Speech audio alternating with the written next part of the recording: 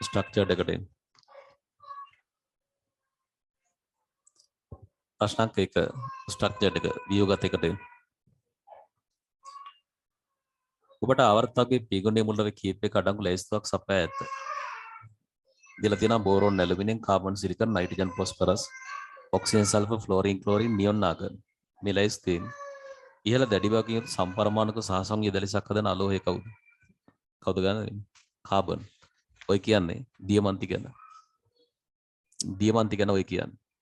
දියමන්ති කියලා කියන්නේ ශක්තිමත් කාබන් ප්‍රමාණය විතරක් තියෙන ශක්තිමත් දැලිසක්. කාබන් එන්නේ.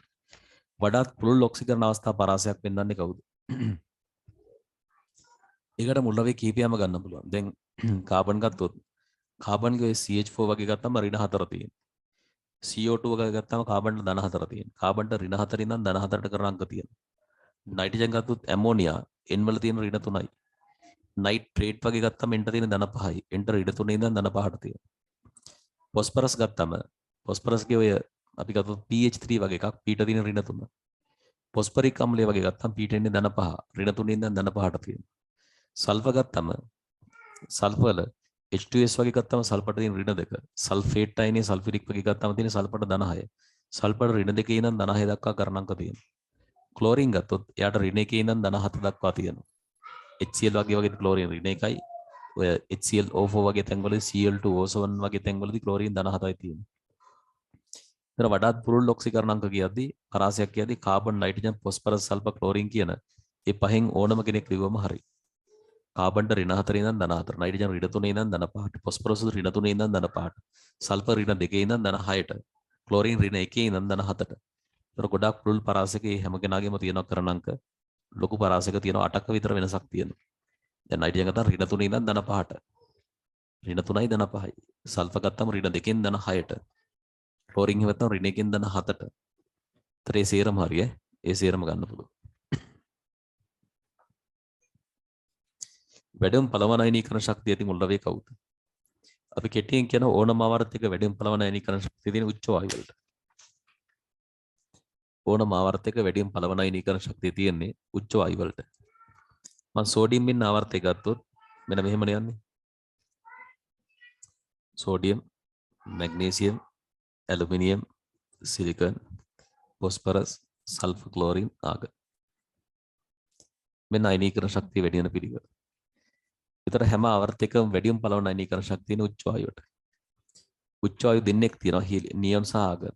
ඒ දෙකම වැඩි මගේ තියෙන කාණ්ඩේ උඩ එකන නියොන්. උත්තරේ නියොන් ගන්න වෙන්නේ. වායුමේ බහුරූපාකාර දෙකක් හරියටම තියෙන ඔක්සිජන් වලට. O2 සහ O3 කියන අවස්ථා දෙක. ඒතර ඔක්සිජන් O කියලා එන්නේ. ප්‍රබල ඔක්සිකාරක ලෙස සැලකෙන කෙනා කවුද? ප්‍රබලම ඔක්සිකාරකය කියලා කියන්නේ ලේසියෙන් හරණය වෙන්න පුළුවන් කෙනා. කවුද ලේසියෙන් හරණය වෙන්න පුළුවන් කෙනා? ලේසියෙන් හරණය වෙන්න පුළුවන් කෙනා කවුද? ලේසියෙන් හරණය වෙනවා කියලා කියන්නේ ඕනම් මෙහෙම ගන්නත් පුළුවන්. මතක් කරගන්න විදුලි රසායනික ශ්‍රේණිය. විදුලි රසායනික ශ්‍රේණිය යටම හිටපු එක නම මතකද? විදුලි රසායනික ශ්‍රේණිය පල්ලෙහාම හිටියේ ෆ්ලෝරින්. බලා ශ්‍රේණිය පෙරලා බැලුවොත් එimhe යටම ඉන්නේ ෆ්ලෝරින්. ෆ්ලෝරින් කියන්නේ ඉතාලම ලේසියෙන් හරණය වෙන්න කැමති කෙනෙක්. එයා ලේසියෙන් හරණය වෙන්න පුළුවන් කෙනෙක් කරණ වෙන්න කැමතිම නැති කෙනෙක්. ගැලපෙන්නේ ෆ්ලෝරින්. ෆ්ලෝරින් ගන්න. එන්න B. පහත් 1 සිට 5 දක්වා කොටස් CN4 කියන අණුව මත වදනා වේ. ඒකේ සැකිල්ල පහත දී ඇත. එන්නෙන් බන්ධන දිග ආසන වශයෙන් සමාන බව උපකල්පනය කරමින් මේකට වඩාත්ම පිළිගන්න පුළුවන් ලුයිස් විවියන් අදින්. තර දීලා තියෙනවා CN4 කියලා කෙනෙක්. එතකොට මේක අඳින්න පුළුවන් ක්‍රම දෙකක් තියෙනවා. එකක් කෙටි ක්‍රමයට අඳින්නත් පුළුවන්. කෙටි ක්‍රමෙන් අඳිද්දි සමහරවිට මේ වගේ තැන්වලදී පැටලෙන්න පුළුවන්. ඒ වුණොත් දීර්ඝ ක්‍රමයට යන්න. මම මේක කෙලින්ම දීර්ඝ ක්‍රමයෙන්ම යන්න. දීර්ඝ ක්‍රමයේ මම ඔයාලට කිව්වත් කරන්නේ කොහොමද? පුළු සංයුජිත ඉලෙක්ට්‍රෝන ගන්න හොයාගන්න. කාබන් කියන්නේ 4 වෙනි කාණ්ඩයේ කෙනෙක්ින්ද එයාගෙන් එනවා ඉලෙක්ට්‍රෝන 4ක්. නයිට්‍රජන් 5 වෙනි කාණ්ඩයේ කෙනෙක්ින්ද 5 4ක් 4 20ක් එනවා. මුළු සංයුජිත ඉලෙක්ට්‍රෝන ගණන් කරන්න 24ක් එනවා. අන්න මුළු ගාන. ඊට පස්සේ මේ සැකිල්ලේ තියෙන දැනට තියෙන බන්ධන වලට තියෙන එක සර ගන්න ඉලෙක්ට්‍රෝන ගන්න අයින් කරනවා අපි. මේකේ NC N3ක් තියෙනවා. දැනට මේක ඇඳලා තියෙන දැනටවත් බන්ධන 1 2 3 4යි කියන්නේ බන්ධන 4ක් කියන ඉලෙක්ට්‍රෝන 8ක් තියෙනවා. මේ බන්ධන 4 ආස ඉලෙක්ට්‍රෝන 8ක් තියෙනවා. කියන්නේ 24න් 8ක් ගියාම තව එක සැර 16ක් ඉතුරු වෙනවා. 16. ඊට පස්සේ මම කිව්වේ ওই 16 අෂ්ටකයේ හරියන විදිහට වටේ ඉන්නේවට ඉස්සලා දෙනවා. වටේ ඉන්න අය කියන්නේ මේයි මෙයයි. ඒ දෙන්නට ඉස්සලා අෂ්ටකය සම්පූර්ණ කරගෙන ඉන්න වටේ ඉන්නේ. ඒතර මේ 16 දැනට බන්ධන ඇස්ස දෙකක් තියෙන හින්දා එක සැර දාමු 6ක්. ඔන්න අෂ්ටකේ හරි. මෙයාට දැනට බන්ධනයක් තියෙන හින්දා එක සැර 6ක් දාන්න අෂ්ටකේ හරි. දැන් ඔන්න ඔයාලා ගණන් කරොත් මෙතන එක සැර 6යි මෙතනත් 6යි 12ක් ඉවරයි. ඔක්කොම 16ක් තියෙනවා. 12ක් තියෙනවා තව 16ක් ඔක්කොම 16ක් තියෙනවා. ඒතර තව 4ක් ඉතුරුයි. මෙයාට 6ක් දෙමු අරයටත් 6ක් දෙමු 12ක් ඉවරයි. තව එක සැර 4ක් ඉතුරුයි. ඒ 4 ඊළඟට ආයෙ දාන්න ඕන. මට කියන කාබන්ටද නයිට්‍රජන්ද ඊළඟට දාන්න ගන්න. දැන් වටේ ඉන්නේම අෂ්ටකේ සම්පූර්ණ කරලා ඉවරයි. ඊළඟට දාන්නේ කාබන්ටද නයිට්‍රජන්ද. සාමාන්‍ය රිඩතා වැඩි ඒවා තමයි ඉස්සෙල්ලාම අෂ්ටකේ සම්පූර්ණ කරවන්නේ. ඒතර කවුද? නයිට්‍රජන්ද තමයි මුලින්ම දාන්න වෙන්නේ. ඒතර තව එක සැර 4යි ඉතුරුලා වෙන්නේ 16න් මෙතන 6යි මෙතන 6යි 12ක් දාලා ඉවරයි. තව 4ක් ඉතුරුයි. ඒ 4 අපි ඊළඟට නයිට්‍රජන්ට දාන්න වෙන්නේ රිඩතා වැඩි හින්දා. හැබැයි මේ දෙන්නම එන්න නිසා අපි දෙක දාමු. ඔය තමයි මුලින්ම කරන වැඩේ. ඊළඟට මම කිව්වා මොකද කරන්නේ ආරෝපණ හොයාගෙන යනවා. ඊට පස්සේ ආරෝපණ පුළුවන් තරම් උදාසීන වෙන විදියට වැඩේ අඳිනු. ආරෝපණ හොයන් ගියොත් එන් පස්වෙනි කාණ්ඩේ කෙනෙක්. එතන අන්තිම කවචරේ එක්කන 5ක් තියෙනවා. ඒ 5න් මේ බන්ධනේ හදන්න එකක් ගියාම එක සැර 4ක් තියෙන්න ඕන. 4ක් තියෙන්න ඕන කේ 6ක්ම තියෙනවා. කියන්නේ 2 ආරෝපණයක් වෙනවා. මෙතනත් එහෙමයි. බන්ධනේ හදන්න ඉලෙක්ට්‍රෝනයක් දුන්නම තව එක සැර 5ක් තියෙන්න ඕන. පස්වෙනි කාණ්ඩේ කෙනෙක් ඉන්න අවසාන කවචේ 5යි. බන්ධනේ හදන්න එකක් ගියාම 4ක් තියෙන්න ඕන. 6ක්ම තියෙනවා. කියන්නේ 2 වෙනවා. ඊට මෙතන n5 බන්ධන දෙකට දෙකක් ගියාම තව 3ක් තියෙන්න ඕන. නමුත් තියෙන්නේ 2යි. ඒ හින්දා ප්ලස්. මෙතනත් එහෙමමයි n5 බන්ධන දෙකට දෙකක් ගියාම තව 3ක් තියෙන්න ඕන. නමුත් තියෙන්නේ 2යි. ඒ හින්දා ප්ලස්. කාබන් 4 අන්තිම කවචරේ කොන 4යි. බන්ධන දෙකට දෙකක් ගියාම තව තියෙන්න ඕන 2ක්. ඒ දෙක නැති හින්දා 2+. ඔන්න සැකිල්ල හරි. ඊළඟට මොකද්ද අපි කරන්නේ? ඍණාරෝපණයේ තියෙන ඉලෙක්ට්‍රෝන පාවිච්චි කරලා අලුත් බන්ධන හදන්න. හදලා ආරෝපණ කැන්සල් කරන්න. ආරෝපණ පුළුවන් තරම් කැන්සල් කරන්න අපි උත්සාහ කරනවා. ඒතර මෙතන ඍණ දෙක හින්දා ඒ ඍණ දෙක මේ ධන දෙකයි කැන්සල් කරන්න පුළුවන්. කෙලිම බන්ධන දෙකක්ම හදලා දෙමු. මේ එක සැර දෙකක් අරන් බන්ධනේ හදන්න. ඒතර ඍණ එකයි ධන එකයි කැන්සල් වෙනවා. මේ එක සැර දෙකක් අරන් බන්ධනේ හදන්න. ඍණ එකයි ධන එකයි කැන්සල් වෙනවා. ඔන්න ඔහොම අපිට පුළුවන් බන්ධන කැන්සල් කරන්න. ආරෝපණ කැන්සල් කරන්න. මේ දෙක අරන් බන්ධනේ හදුවොත් ඍණ එක්කුයි ධන එක්කුයි යනවා. මේ දෙක අරන් බන්ධනේ හදුවොත් ඍණ එක්කුයි ධන එක්කුයි යනවා. ඔන්න ඒවා හරි. ඊළඟ තව ආරෝපණ කැන්සල් කරගන්න ඕනේ. දැන් මේ තැන් වල ආරෝපණ ඉතුරුයි. ඒතර මෙතනත් මේ ඍණ එක ධන එක කැන්සල් කරවන්න පුළුවන් ඕනනම් අපිට මේ ඉලෙක්ට්‍රෝන දෙකක් අරන් බන්ධනේ හදලා. එහෙම බන්ධනේ හැදුවොත් මෙයාගේ ඍණ එක සහ මෙයාගේ ධන එක කැන්සල් වෙනවා. හැබැයි මේ ප්‍රශ්නේ කියනවා මේ එන්නෙන් බන්ධන දෙක සමානයි කියලා කියනවා. මේ දෙන්න සමානයි. සමානයි කියලා කියද්දී මෙයයි මේ සමානයි කියලා කියද්දී ඒ කියන්නේ මෙතන තනි නම් මෙයාත් තනි වෙන්න ඕන. මෙයාත් ද්විත්ත නම් මෙයාත් ද්විත්ත වෙන්න ඕන. මෙයාත් ත්‍රිත්ත නම් මෙයාත් ත්‍රිත්ත වෙන්න ඕන. අපි මේ ආරෝපණය කැන්සල් කරන්න කියලා මේ දෙකක් අරන් බන්ධනේ හදපු ගමන් මෙයා ද්විත්ත වෙනවා. එහෙමනම් අරිත් එක්කනත් එයාගේ ආරෝපණය කැන්සල් කරන්න එයාත් ද්විත්ත කරලා ගමු. මේ දෙක අරන් බන්ධනේ හදලා මෙයාත් ද්විත්ත කරන්න. ඒතර මෙයාත් ද්විත්ත කියලා කියන්නේ ආරෝපණ මේ දෙන්න එක වගේ ගැලපෙනවා. ඒ අනුව පිළිගන්න පුළුවන් ව්‍යුහයක් අපිට එනවා මෙන්න මේ විදියට. n c n n n මේ දෙක අරන් බන්ධනේ හදුවා මේ දෙක අරන් බන්ධනේ හදුවා කියන ත්‍රිත්ත වෙනවා. එක සැර දෙකක් තව ඉතුරු වෙනවා. මේක සැර දෙක ඇල්ලුවේ නැහැ. එහෙමම ඉතුරුයි. මේ දෙක අරන් බන්ධනේ හදපන් ද්විත්ත වෙනවා. මේක සැර නැති වෙනවා. මේ දෙක අරන් බන්ධනේ හදපන් ද්විත්ත වෙනවා. මේක සැර 6ක් තිබ්බකින් 4ක් ඉතුරු වෙනවා. ඔන්න ඔහොම එකක් දැන් එනවා. දැන් මේ දෙන්න දිත්ත බන්ධන දෙක සමානයි කියන එක ගැලපෙනවා. දැන් අපි ආරෝපණ හොයලා දාමු. නයිට්‍රජන් පස්වෙනි කාණ්ඩයේ කෙනෙක් අන්තිම කවච ඉලෙක්ට්‍රෝන 5යි බන්ධන තුනට 3ක් ගියාම තව දෙකක් තියෙන්න ඕන. එක ගානට තියෙනවා. කාබන් 4වෙනි කාණ්ඩයේ කෙනෙක් අන්තිම කවච ඉලෙක්ට්‍රෝන 4ක් තියෙනවා. බන්ධන 4 හදන්න 4 ගියාම ආයක සර නැහැ. ඒකත් ගානට තියෙනවා. මේන් පස්වෙනි කාණ්ඩයේ කෙනෙක් අන්තිම කවච ඉලෙක්ට්‍රෝන 5යි බන්ධන තුනට 3ක් ගියාම තව දෙකක් තියෙන්න ඕන. ඒකත් ගානට තියෙනවා. මේනුත් 5 අන්තිම කවච ඉලෙක්ට්‍රෝන 5යි බන්ධන 4ට 4ක් ගියාම තව එකක් තියෙන්න ඕන. ඒක නැත්තම් ප්ලස්. මේනුත් 5 බන්ධන දෙකට දෙකක් ගියාම තව තියෙන 3ක් හතරක්ම තියෙනවා කියන්නේ මයිනස්. ඔන්න ඔහොම තමයි අපිට ගන්න වෙන්නේ. මේ තමයි පිළිගන්න පුළුවන් ස්ථායිම ව්‍යුහය. හරිද? මේ අණුව සඳහා සම්ප්‍රේක්තිය තුනක් අඳින්න කියලා කියනවා මේක හැර. ඒතර මෙන්න ස්ථායිම එක නැදලා ඉවරයි. දැන් මේක හැර තව සම්ප්‍රේක්තිය තුනක් අඳින්න කියලා කියනවා. එහෙනම් මම මේකත් එක්කම අඳින්නම් තව හතරක්. තව හතරක් අඳින්නම් මේකත් එක්කම. ඒතර මම ඔයාලට කියලා තියෙන්නේ ෆයි බන්ධනයක් හදන්න ෆයි බන්ධනයක් කඩන්න කියලා. ඒ අදහස පාවිච්චි කරන්න. ෆයි බන්ධනයක් කඩමු හදමු. ඒතර ඒකට මේ පැත්ත ගන්නත් පුළුවන් මේ පැත්ත ගන්නත් පුළුවන්. කැමති දෙයක් ගන්න. මම මෙහෙන් ගන්න එක මෙහෙන් ගන්න කැමති එකක්. තමන් කැමති විදියක් කරන්න. මම මෙහෙන් ගන්න. මෙහෙන් ගන්නවා නම් මේ ෆයි බන්ධනය කඩමු මෙතනින් ෆයි බන්ධනයක් හදලා දෙමු. මම අදින විදියටම ඕනේ නැහැ. ඔයාලට මේ පැත්ත ගන්නත් පුළුවන්. මෙහෙන් මේ ෆයි බන්ධනය කඩලා මෙහෙන් අරන් බන්ධනයක් හදනවා. එහෙමත් පුළුවන්. දැන් මේ වැඩේ කරොත් N C N N N මං අඳින විදිහට ගත්තොත් එහෙම මේ දෙක අරන් මේ බන්ධනේ මෙහෙට ගැඩුවොත් බිත්ත වෙනවා. එක සර හතරක් වෙනවා.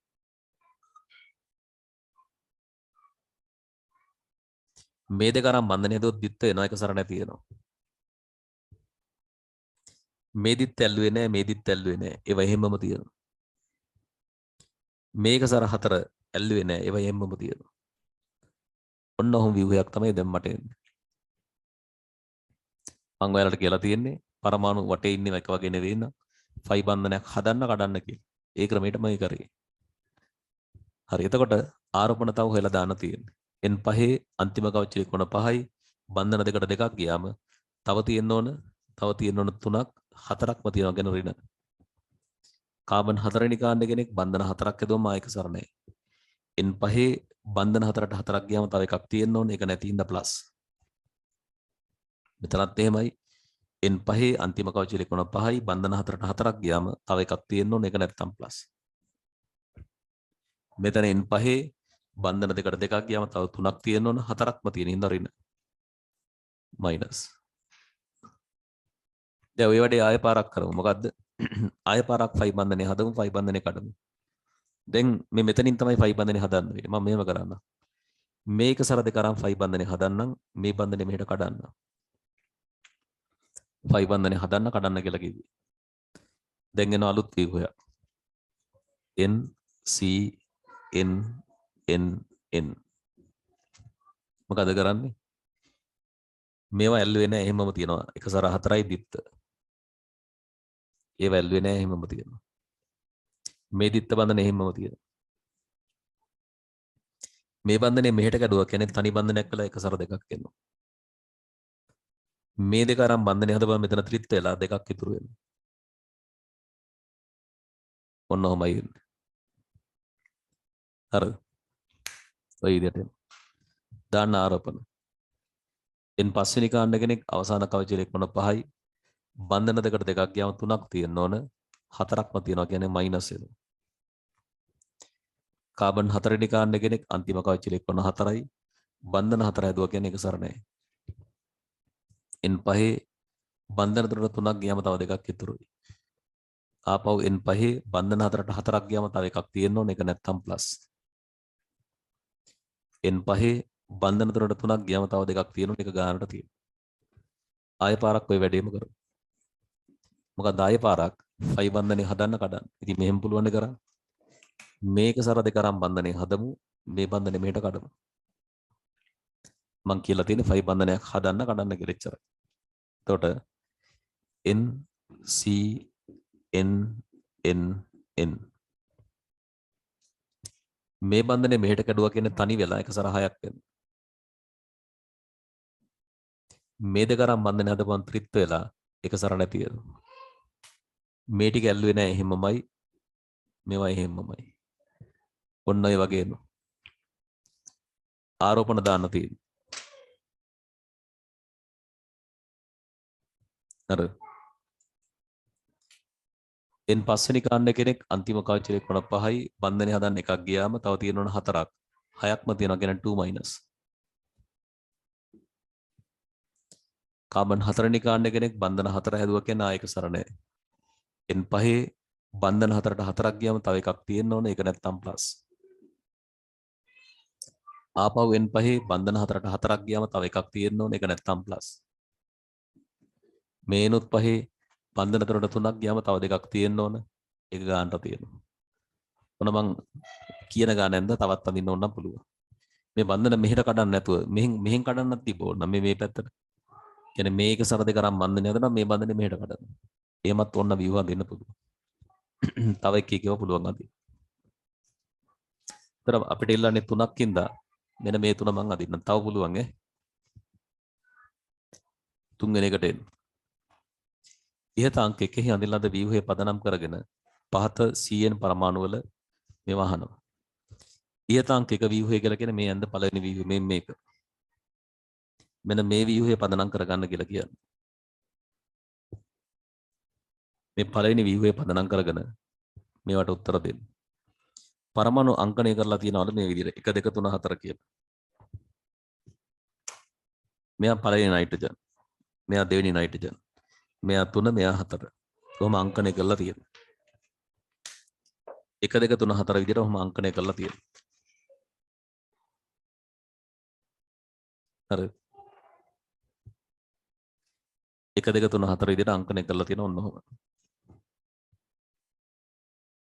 හරි.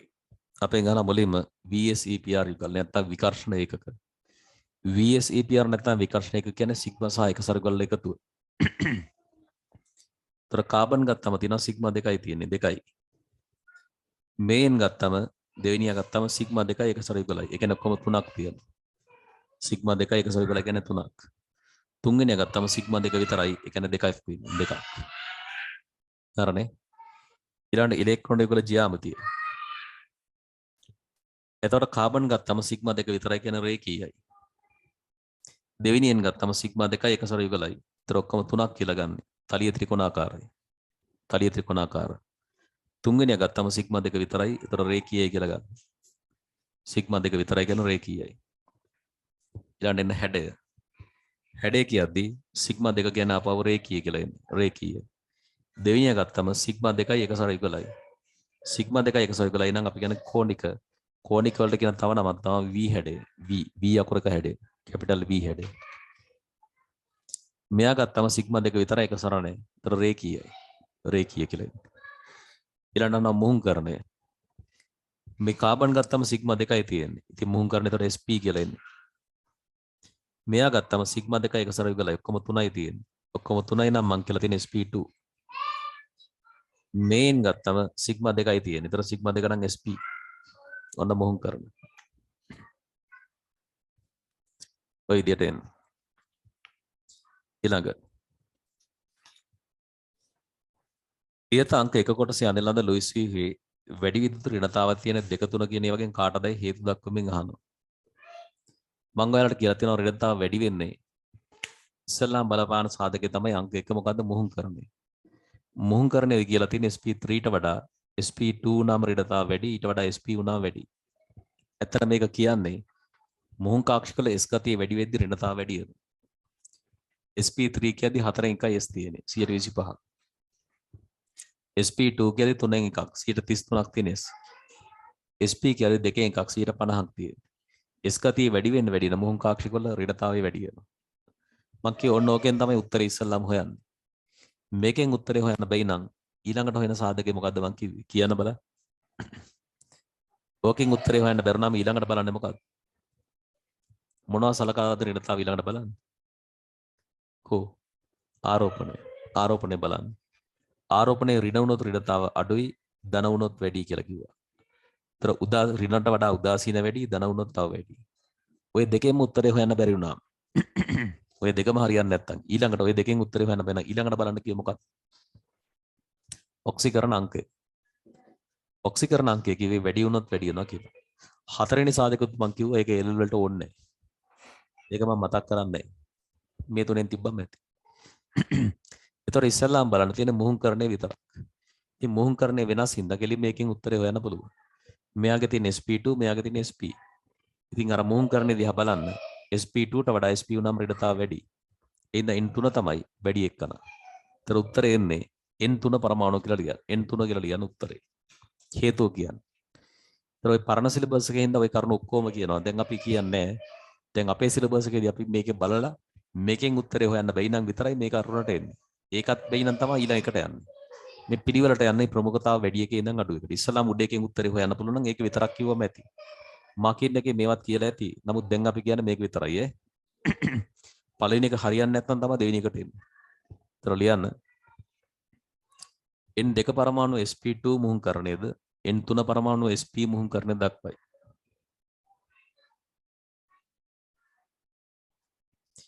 N2 පරමාණු sp2 මුහුණුකරණයක්ද N3 පරමාණු sp මුහුණුකරණයක්ද දක්වයි.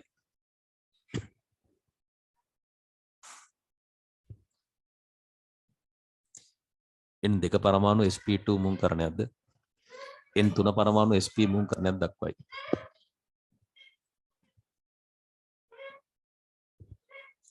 මුහුණු කාක්ෂිකවල S ලක්ෂණය වැඩි වන විට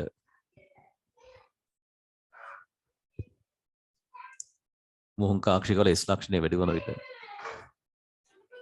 විද්‍යුත් ඍණතාවය වැඩි වෙන බැවින්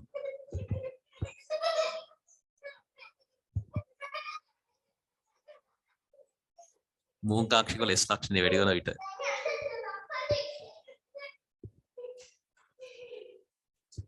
මුහුණු කාක්ෂිකවල S ලක්ෂණය වැඩි වන විට විද්‍යුත් ඍණතාව වැඩි වෙන බැවින් විද්‍යුත් ඍණතාව වැඩි වෙන බැවින් N3 පරමාණුවේ ඍණතාවය ඉහළ වේ. N3 පරමාණුවේ ඍණතාවය ඉහළ වේ. N අංක 5 පස්වෙනි එකට එන්න. ඊතාංක එක කොටසේ අඳින ලද ව්‍යුහයේ පාත් සඳහන් සිග්ම බන්ධන සෑදීමට සහභාගී වෙන පරමාණුක හෝ මුහුණු කාක්ෂික අඳුර ගන්න.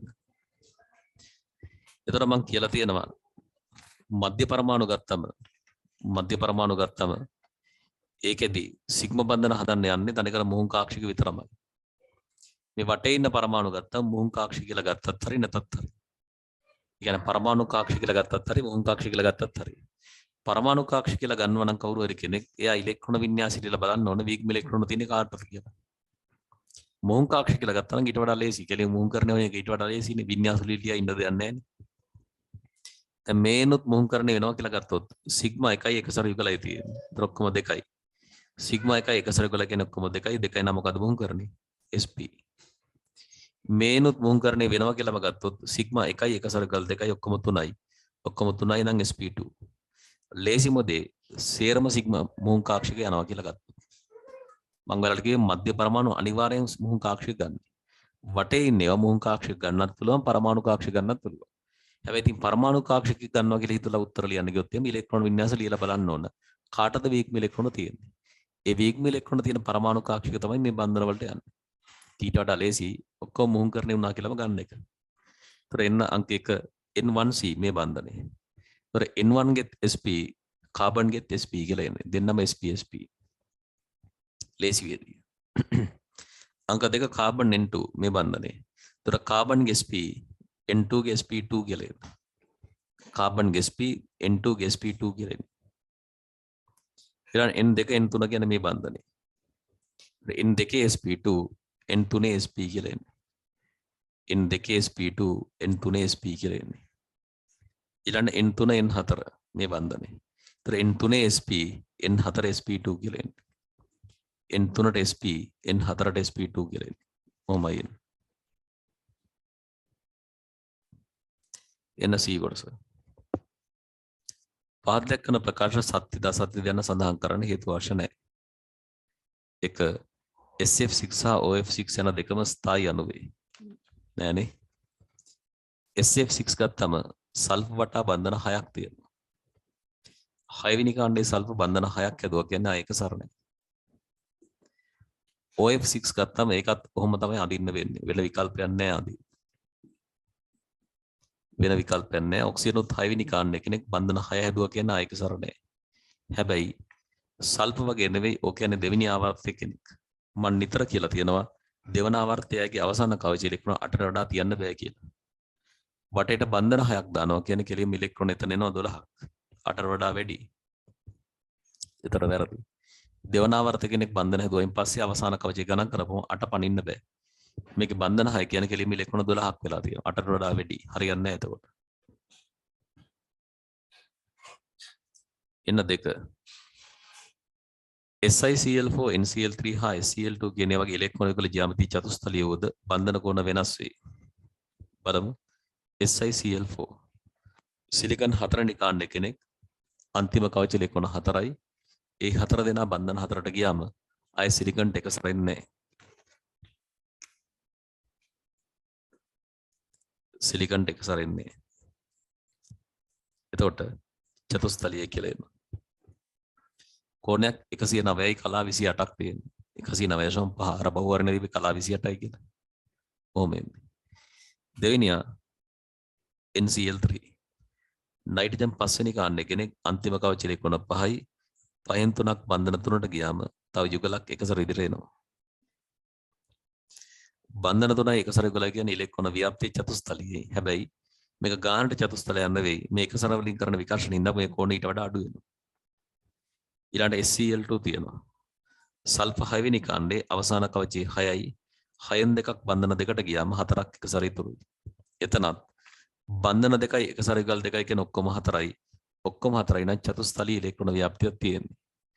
හැබැයි මේ එකසර දෙකකින්ම මේක නවන හින්දා කෝණය ගොඩක් අඩු වෙනවා මේකටත් වඩා. ඒතර ඉලෙක්ට්‍රෝන ව්‍යාප්තිය චතුස්තලීය නමුත් කෝණය එකිනෙකට වෙනස්. වාක්‍යය හරි. සත්‍යයි කියලා ගන්න වෙන්නේ එතකොට. හරි. ක්‍රිප්ටන්ගේ තාපාංකය සෙනොන්ට වඩා වැඩිලු. හරිද? 18 වෙනි කාණ්ඩේ හීලියම් උඩින්ම ඉන්නවා. නියොන්, ආගන්, ක්‍රිප්ටන්, සෙනොන්, රේඩොන් ඔහොම තියෙනවා. කාණ්ඩේ පල්ලෙහාටදී පරමාණු එන්නෙන් ලොකු වෙනවා. මේ තනි පරමාණු තියෙන්නේ. තනි පරමාණු ගත්තම අපි කියලා තියෙන නිර්රැවියයි. කෙනෙක් නිර්රැවිය නම් එයාලා ගාව තියෙන අණු අතර තියෙන දුබල ලන්ඩන් අපකිරණ බල තියෙන්නේ. ලන්ඩන් අපකිරණ බල කියනව ප්‍රබල වෙනවා කියලා අපි කියලා තියෙන්නේ අණු විශාල වෙද්දී. ඒතර කාණ්ඩේ පල්ලෙහාට යන්නේ අණු විශාල වෙනවා. අණු විශාල වෙනවා කියන්නේ ලන්ඩන් අපකිරණ බල ප්‍රබල වෙනවා. ලන්ඩන් අපකිරණ බල ප්‍රබල වෙනවා කියලා කියන්නේ කාණ්ඩේ යට ඉන්න එකන තමයි හැම වෙලෙම වැඩි තාපාංකේ තියෙන්නේ. මේ කාණ්ඩේ පල්ලෙහාටදී තාපාංකේ වැඩි වෙනවා. යනෝ ක්‍රිප්ටන්ට වඩා වැඩි තාපාංකයක් තියෙනවනේ සෙනොන් වලට. ඒතර වැරදි නේද වාක්‍යය? අසත්‍යයි. අනිත් පැත්ත තියෙන වැරදි අසත්‍යයි. ඊළඟ දෙවන කාණ්ඩයේ සල්ෆේට් වල ද්‍රව්‍යතාව කාණ්ඩේ පල්ලෙහාට යද්දී අඩුවන්නේ මූලික වශයෙන් කැටයන් වල ජලීකරණ එන්තල්පිය අඩු වෙන නිසායි. කාණ්ඩේ පහළට සල්ෆේට් වල ද්‍රව්‍යතාව මොකද වෙන්නේ? අඩු වෙනවා වාක්‍ය හරි. කාණ්ඩේ පල්ලෙහාට යන්න සල්ෆේට් වල අවක්ෂේපන ගතිය වැඩි. ඒකට හේතුව මේ කට්ටිය කියනවා ජලීකරණ එන්තල්පිය අඩු වෙනවා. ඒ කියන්නේ සජලන එන්තල්පිය කියන එකයි කියන්නේ. සජලන එන්තල්පිය සම්බන්ධ කරන විදිය මම ඔයාලට කිව්වා. ඒ තමයි දෙලිසට සමීකරණ අපි ඉස්සල්ලාම ලියා ගන්න. ලියන්න බලන්න මම උදාහරණයක් මම ගන්නම්. පොදුවේ දෙවන කාණ්ඩේ මම ගන්නම් MsO4 කියලා. ලියන්න බලන්න දෙලිස විකටනය සඳහා සමීකරණ. චුට්ටක් මතක් කරගමු අපි. මෙයාගේ දෙලිස විකටනය සඳහා සමීකරණ ලියන්න බලන්න.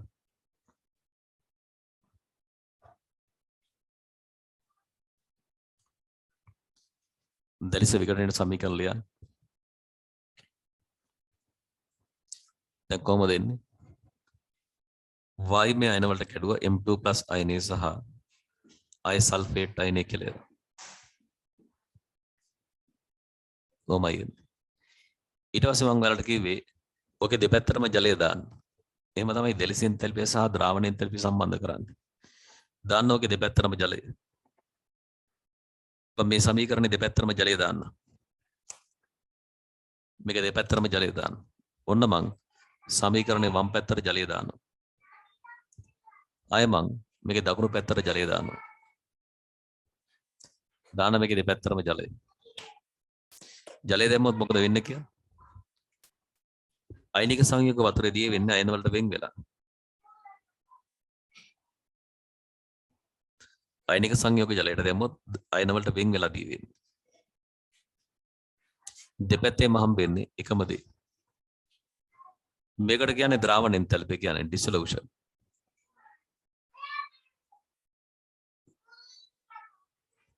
මෙතන සජලන එන්තල්පිය. ජලීකරණ එන්තල්පිය කියන්නේ මේක සජලන එන්තල්පිය. M2+ ගේ ආයතන සජලන එන්තල්පිය සල්ෆේට් වල.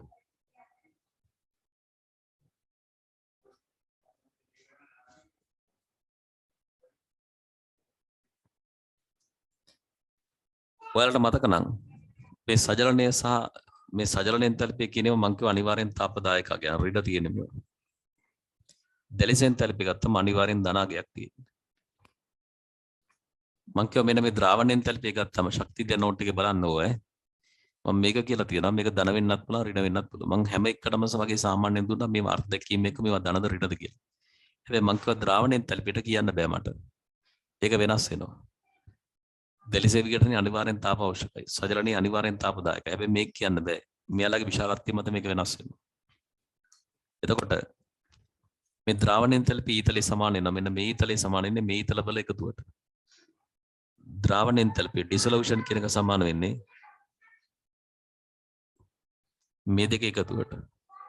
ඩෙල්ටා H නෝට් L ධන ඩෙල්ටා සජලනය M2+ වල ධන අය සල්ෆේට් වල සජලනය.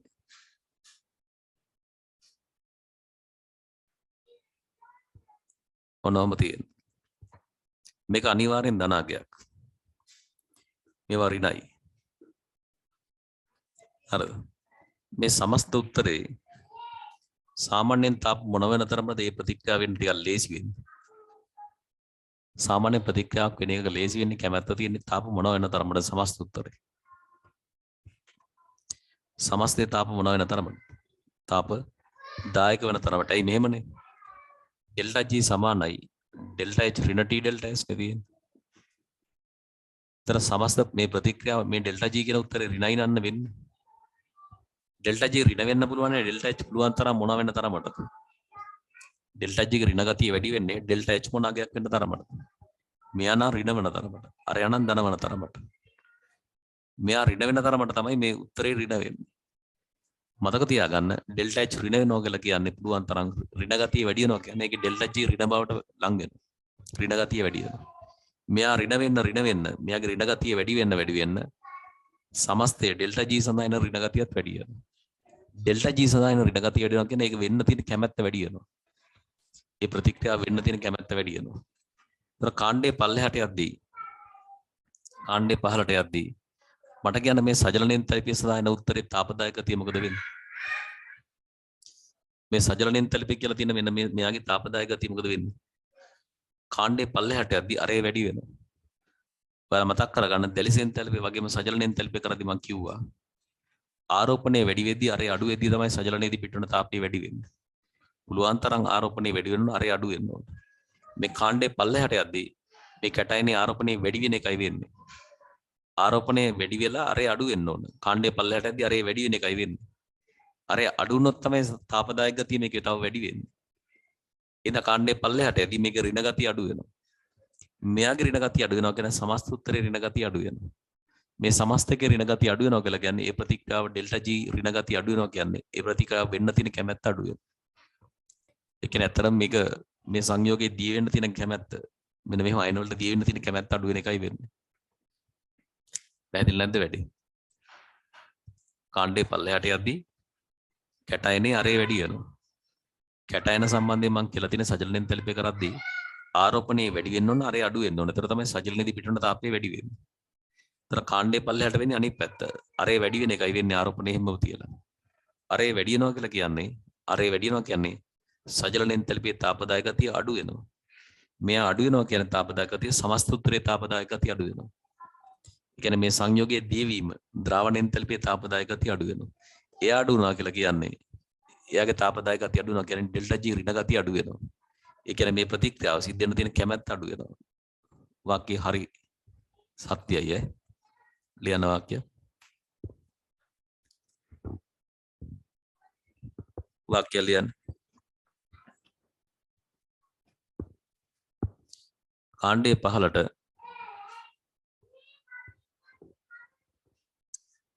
කාණ්ඩයේ පහළට M2+ කැටයනේ අරේ වැඩි වේ.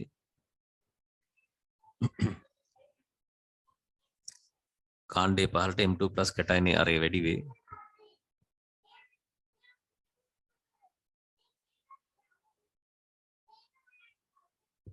එවිට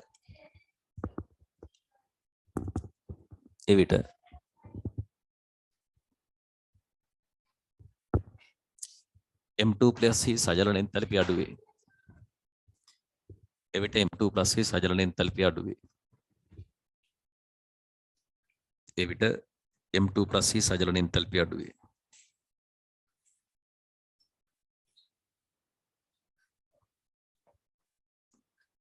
එවිට M2+ හි සජලන එන්තැල්පිය අඩු වේ. සජලන එන්තැල්පිය අඩු වේ. අර සජලන එන්තැල්පිය තාපදායක බව අඩු වේ. තාපදායක බව අඩු වේ. මේ නිසා ද්‍රාවණ එන්තැල්පිය තාපදායක බවද අඩු වේ. මේ නිසා ද්‍රාවණ එන්තැල්පිය තාපදායක බවද අඩු වේ.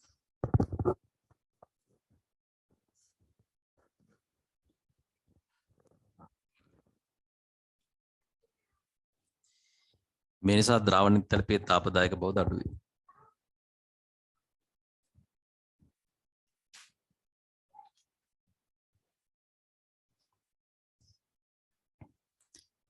ද්‍රාවණ එන්තැල්පිය තාපදායක බවද අඩු වේ. හරිද? ප්‍රතික්‍රියාවක තාපදායක බව අඩු වන විට ඒ සිදුවීමට ඇති කැමැත්ත අඩු වේ. සාමාන්‍ය තත්ත්වයක ප්‍රතික්‍රියාවක තාපදායක බව අඩු වන විට ඒ සිදුවීමට ඇති කැමැත්ත අඩු වේ.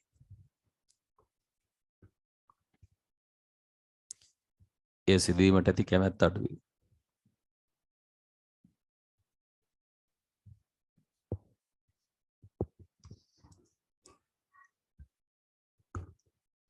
දැන් මේ කතන්දරේ හයිඩ්‍රොක්සයිඩ් වලට හරියන්නේ නැහැ. ඒක අනිත් පැත්ත තියෙන්නේ. හයිඩ්‍රොක්සයිඩ් පැහැදිලි කරන විදුලි ඍණතා වෙනස් ඇසුරේ. ඒක S ගුණ කරද්දී කියලා තියෙනවා. මේ ක්‍රමයට ඒක පැහැදිලි කරන්න බෑ. මොකද හයිඩ්‍රොක්සයිඩ් වල ඉන්නේ කාණ්ඩේ පල්ලෙහාට යද්දී ජල ද්‍රාව්‍යතාව වැඩි වීම. සල්ෆේට් වල තමයි අඩු වීම සිද්ධ වෙන්නේ. එන ප්‍රශ්නාංක 2 කියවන්න. 2 x සහ y යන ආවර්තකයේ S ගුණයේ මූලද්‍රව්‍ය වේ. x සහ y කියලා කියන්නේ S ගුණට අයිති මූලද්‍රව්‍ය. ඒ කියන්නේ පළවෙනි කාණ්ඩයේ කට්ටිය සහ දෙවන කාණ්ඩයේ කට්ටිය තියෙනවා. ඒක පළවෙනි කාණ්ඩයේ කට්ටිය දෙවෙනි කාණ්ඩයේ කට්ටිය ටක් කරලා මතක් කරගන්න මේ වගේ වෙලාවක. ඒක පළවෙනි කාණ්ඩය ගත්තම lithium, sodium, potassium, rubidium, caesium. විකරණශීලී නිසා ෆ්‍රැන්සියම් ගන්න අපි. Beryllium, magnesium, calcium, strontium, barium, radium. ඔන්නෝමයි තියෙන්නේ. ඊට පස්සේ කියනවා මේවා ජලය සමග ප්‍රතික්‍රියා කරලා හයිඩ්‍රොක්සයිඩ් හදනවා. ඒතර ජලය කියදී සාමාන්‍යයෙන් කාම උෂ්ණත්වයේ තියෙන ජලය නැත්තම් සීතල ජලය ගන්න. සීතල ජලයත් එක්ක ප්‍රතික්‍රියා කරන්නේ නැහැ කියලා අපි කියලා තියෙනවා බෙරිලියම් සහ මැග්නීසියම්. ඒ හින්දා XY කියන ඒවා ඒ දෙන්න වෙන්න බෑ. ඊළඟට Y ගේ හයිඩ්‍රොක්සයිඩට වඩා X ගේ හයිඩ්‍රොක්සයිඩේ බාෂ්පික වේ. හයිඩ්‍රොක්සයිඩ් වල බාෂ්පික ගතිය වැඩි වෙන්නේ එකක් කාණ්ඩයේ පල්ලෙහාට යද්දී. ආවර්තයේ දකුණට යද්දී නම් හයිඩ්‍රොක්සයිඩ් වල බාෂ්පික ගතිය අඩු වෙනවා කියලා මම කියලා තියෙනවා. මතක් කරගන්න ඕක ඍණතාව වෙනසෙන් පැහැදිලි කරලා තියෙනවා. අර AOH යන හයිඩ්‍රොක්සයිඩේ සලකමු කියලා අරගෙන ඍණතාව වෙනස මෙහෙමයි එහෙම කියලා විස්තරය දීලා පැහැදිලි කරලා තියෙනවා. කාණ්ඩයේ පල්ලෙහාට යද්දී හයිඩ්‍රොක්සයිඩ් වල ජල ද්‍රව්‍යතාව වැඩි වෙනවා. බාෂ්පික ගතියත් වැඩි වෙනවා. ආවර්තයේ දකුණට යද්දී ඒක අනිත් පැත්ත වෙන්නේ. මේකේ කියනවා x ට වඩා يعني y ට වඩා x ගේ හයිඩ්‍රොක්සයිඩේ බාෂ්පිකයි. ඒතර y ට වඩා බාෂ්පිකයි කියලා කියන්නේ x. එක්ක x කියන කෙනා කාණ්ඩේ යට එක්කෙනෙක් වෙන්න ඕනේ නැත්නම් වම් පැත්තේ එක්කෙනෙක් වෙන්න ඕනේ. හරි බලන්න තව. x හයිඩ්‍රොක්සයිඩ් ලදරුවන්ගේ සබන් නිෂ්පාදනයේදී භාවිත කරයි. මතකද සබන් නිෂ්පාදනයේ සෝඩියම් හයිඩ්‍රොක්සයිඩ් ගන්න මොනවටද? සෝඩියම් හයිඩ්‍රොක්සයිඩ් ගන්න ඇඟේ ගාන සබන් හදද්දී. සෝරි රෙදි සෝදන සබන් වලට. ලදරු සබන් බේබි සබන් හදද්දී ගන්නේ කවුද? බේබි සබන් හදද්දී ගන්නේ කවුද? පොටෑසියම් හයිඩ්‍රොක්සයිඩ් කියලා කිව්වේ. එහෙනම් x කියන්නේ පොටෑසියම් වෙන්න ඕන. x කියන්නේ පොටෑසියම්. හරිද? තර y කියන කෙනාගේ ඒකෙදි උඩ තිබ්බේ මෙහෙමනේ. y ගේ හයිඩ්‍රොක්සයිඩ් වඩා x බාෂ්පිකයි කියලා තියෙනවා. තර y ට වඩා x බාෂ්පිකයි කියලා කියන්නේ y කියන කෙනා මෙන්න මේ තුනෙන් කවුරු හරි වෙන්න ඕන. ලිතියම් සෝඩියම්ට වඩා මෙයා බාෂ්පිකයි KOH. අය කැල්සියම්ට වඩාත් බාෂ්පිකයි. තර y කියන කෙනා මේ තුනෙන් කවුරු හරි කෙනෙක් වෙන්න ඕන y. මොකද ප්‍රශ්නේ කියලා තියෙනවා X ගේ හයිඩ්‍රොක්සයිඩ් පොටෑසියම් හයිඩ්‍රොක්සයිඩ් කියන එක අනිත් එක්කනට වඩා වාෂ්පකයි කියලා. ඒතර එහෙමනම් මෙයා එක්ක කැල්සියම් වෙන්න ඕන නැත්නම් මේ දෙකෙන් කවුරු හරි වෙන්න ඕන. ඊළඟට Y ගේ හයිඩ්‍රොක්සයිඩය ගෝලීය උණුසුම සඳහා ප්‍රධාන ලෙස හේතු වන වායු වලින් එකක් වන ඉසෙට් හඳුනා ගැනීමට සාමාන්‍යයෙන් භාවිත කරනවා. ඒතර මෙතනින් මොන හයිඩ්‍රොක්සයිඩ්ද ගෝලීය උණුසුමට දායක වන වායුවක් අඳුර ගන්න පාවිච්චි කරන්නේ? Calcium hydroxide. කැල්සියම් හයිඩ්‍රොක්සයිඩ් පාවිච්චි කරනවා ගෝලීය උණුසුමට දායක වන කාබන් ඩයොක්සයිඩ් අඳුර ගන්න. අපි කියන්නේ හුරු දිර තුලින් කාබන් ඩයොක්සයිඩ් එකක් කොහොම කිරි පාටක් වෙනවා කියන්නේ. ඒ අනුව Y කියන්නේ කෙලින්ම කැල්සියම් වෙන්න ආය වෙන එකක් නැහැ. මේ දෙන්න කියලා හිතුවොත් තමයි සියල්ල ගැලපෙන්නේ. මේ දෙන්න කියලා හිතලා බලන්න සේරම ගැලපෙනවා. හරනේ. එන්න ඒ අංක 1 එන්න X හා Y අඳුර ගන්න. X පොටෑසියම් Y කියන්නේ කැල්සියම්. ඊළඟට වින්‍යාස ලියන්න කියලා කියනවා. එතන පොටෑසියම්ගේ වින්‍යාසය 1s2 2s2 19 2p6 3s2 3p6 4s1 කියලා. ඊට පස්සේ කැල්සියම් එයා 20 1s2 2s2 2p6 3s2 3p6 4s2 කියලා. ඔන්න ඉලෙක්ට්‍රෝන වින්‍යාස දෙක. එන ඊළඟ පහන්සිරු පරීක්ෂාවේදී X හා Y ලවන පෙන්වු කරන වර්ණ ලියන්න. X කියන පොටෑසියම්. පොටෑසියම් X ගත්තම එයා මොනවද? මන් දුන්නේ ලයිලැක් කියලා. තව දම් පාට ලිවරන් ඒත් හරි. නිල් දම් වගේ ලිවරන් ඒත් හරි. ඒ ඕන එකට ලකුණු දෙනවා. ලයිලැක් තමයි සම්පත් පොතේ තියෙන්නේ. ඊට පස්සේ නිල් දම් ඕන එකට ලකුණු දෙනවා. කැල්සියම් මම දුන්නේ තැඹිලි රතු කියලා. පරණ පේපර්ස් වල තියෙන ගඩොල් රතු කියලා. ඒතර විභාගෙට මේක තැඹිලි රතු ගඩොල් රතු ඊට පස්සේ තැඹිලි විතරක් කියලා තිබුණා ඒත් ලකුණු දෙන්න කියලා තිබ්බා මාකින් එකේ. ඒ ඕන එකට දෙන්න කියලා තිබ්බා. සම්පත් පොතේ නම් තියෙන තැඹිලි රතු කියලා. ඕන එකක් හරි ඈ. තැඹිලි රතුත් හරි ගඩොල් රතුත් හරි තැඹිලි කියලා තිබ්බත් හරි කියලා තිබ්බා. ඊළඟට X සහ Y පහ සඳහන්දයක් සාපේක්ෂ විශාලත්වය දක්වන්න. X කියන්නේ පොටෑසියම් Y කියන්නේ කැල්සියම්.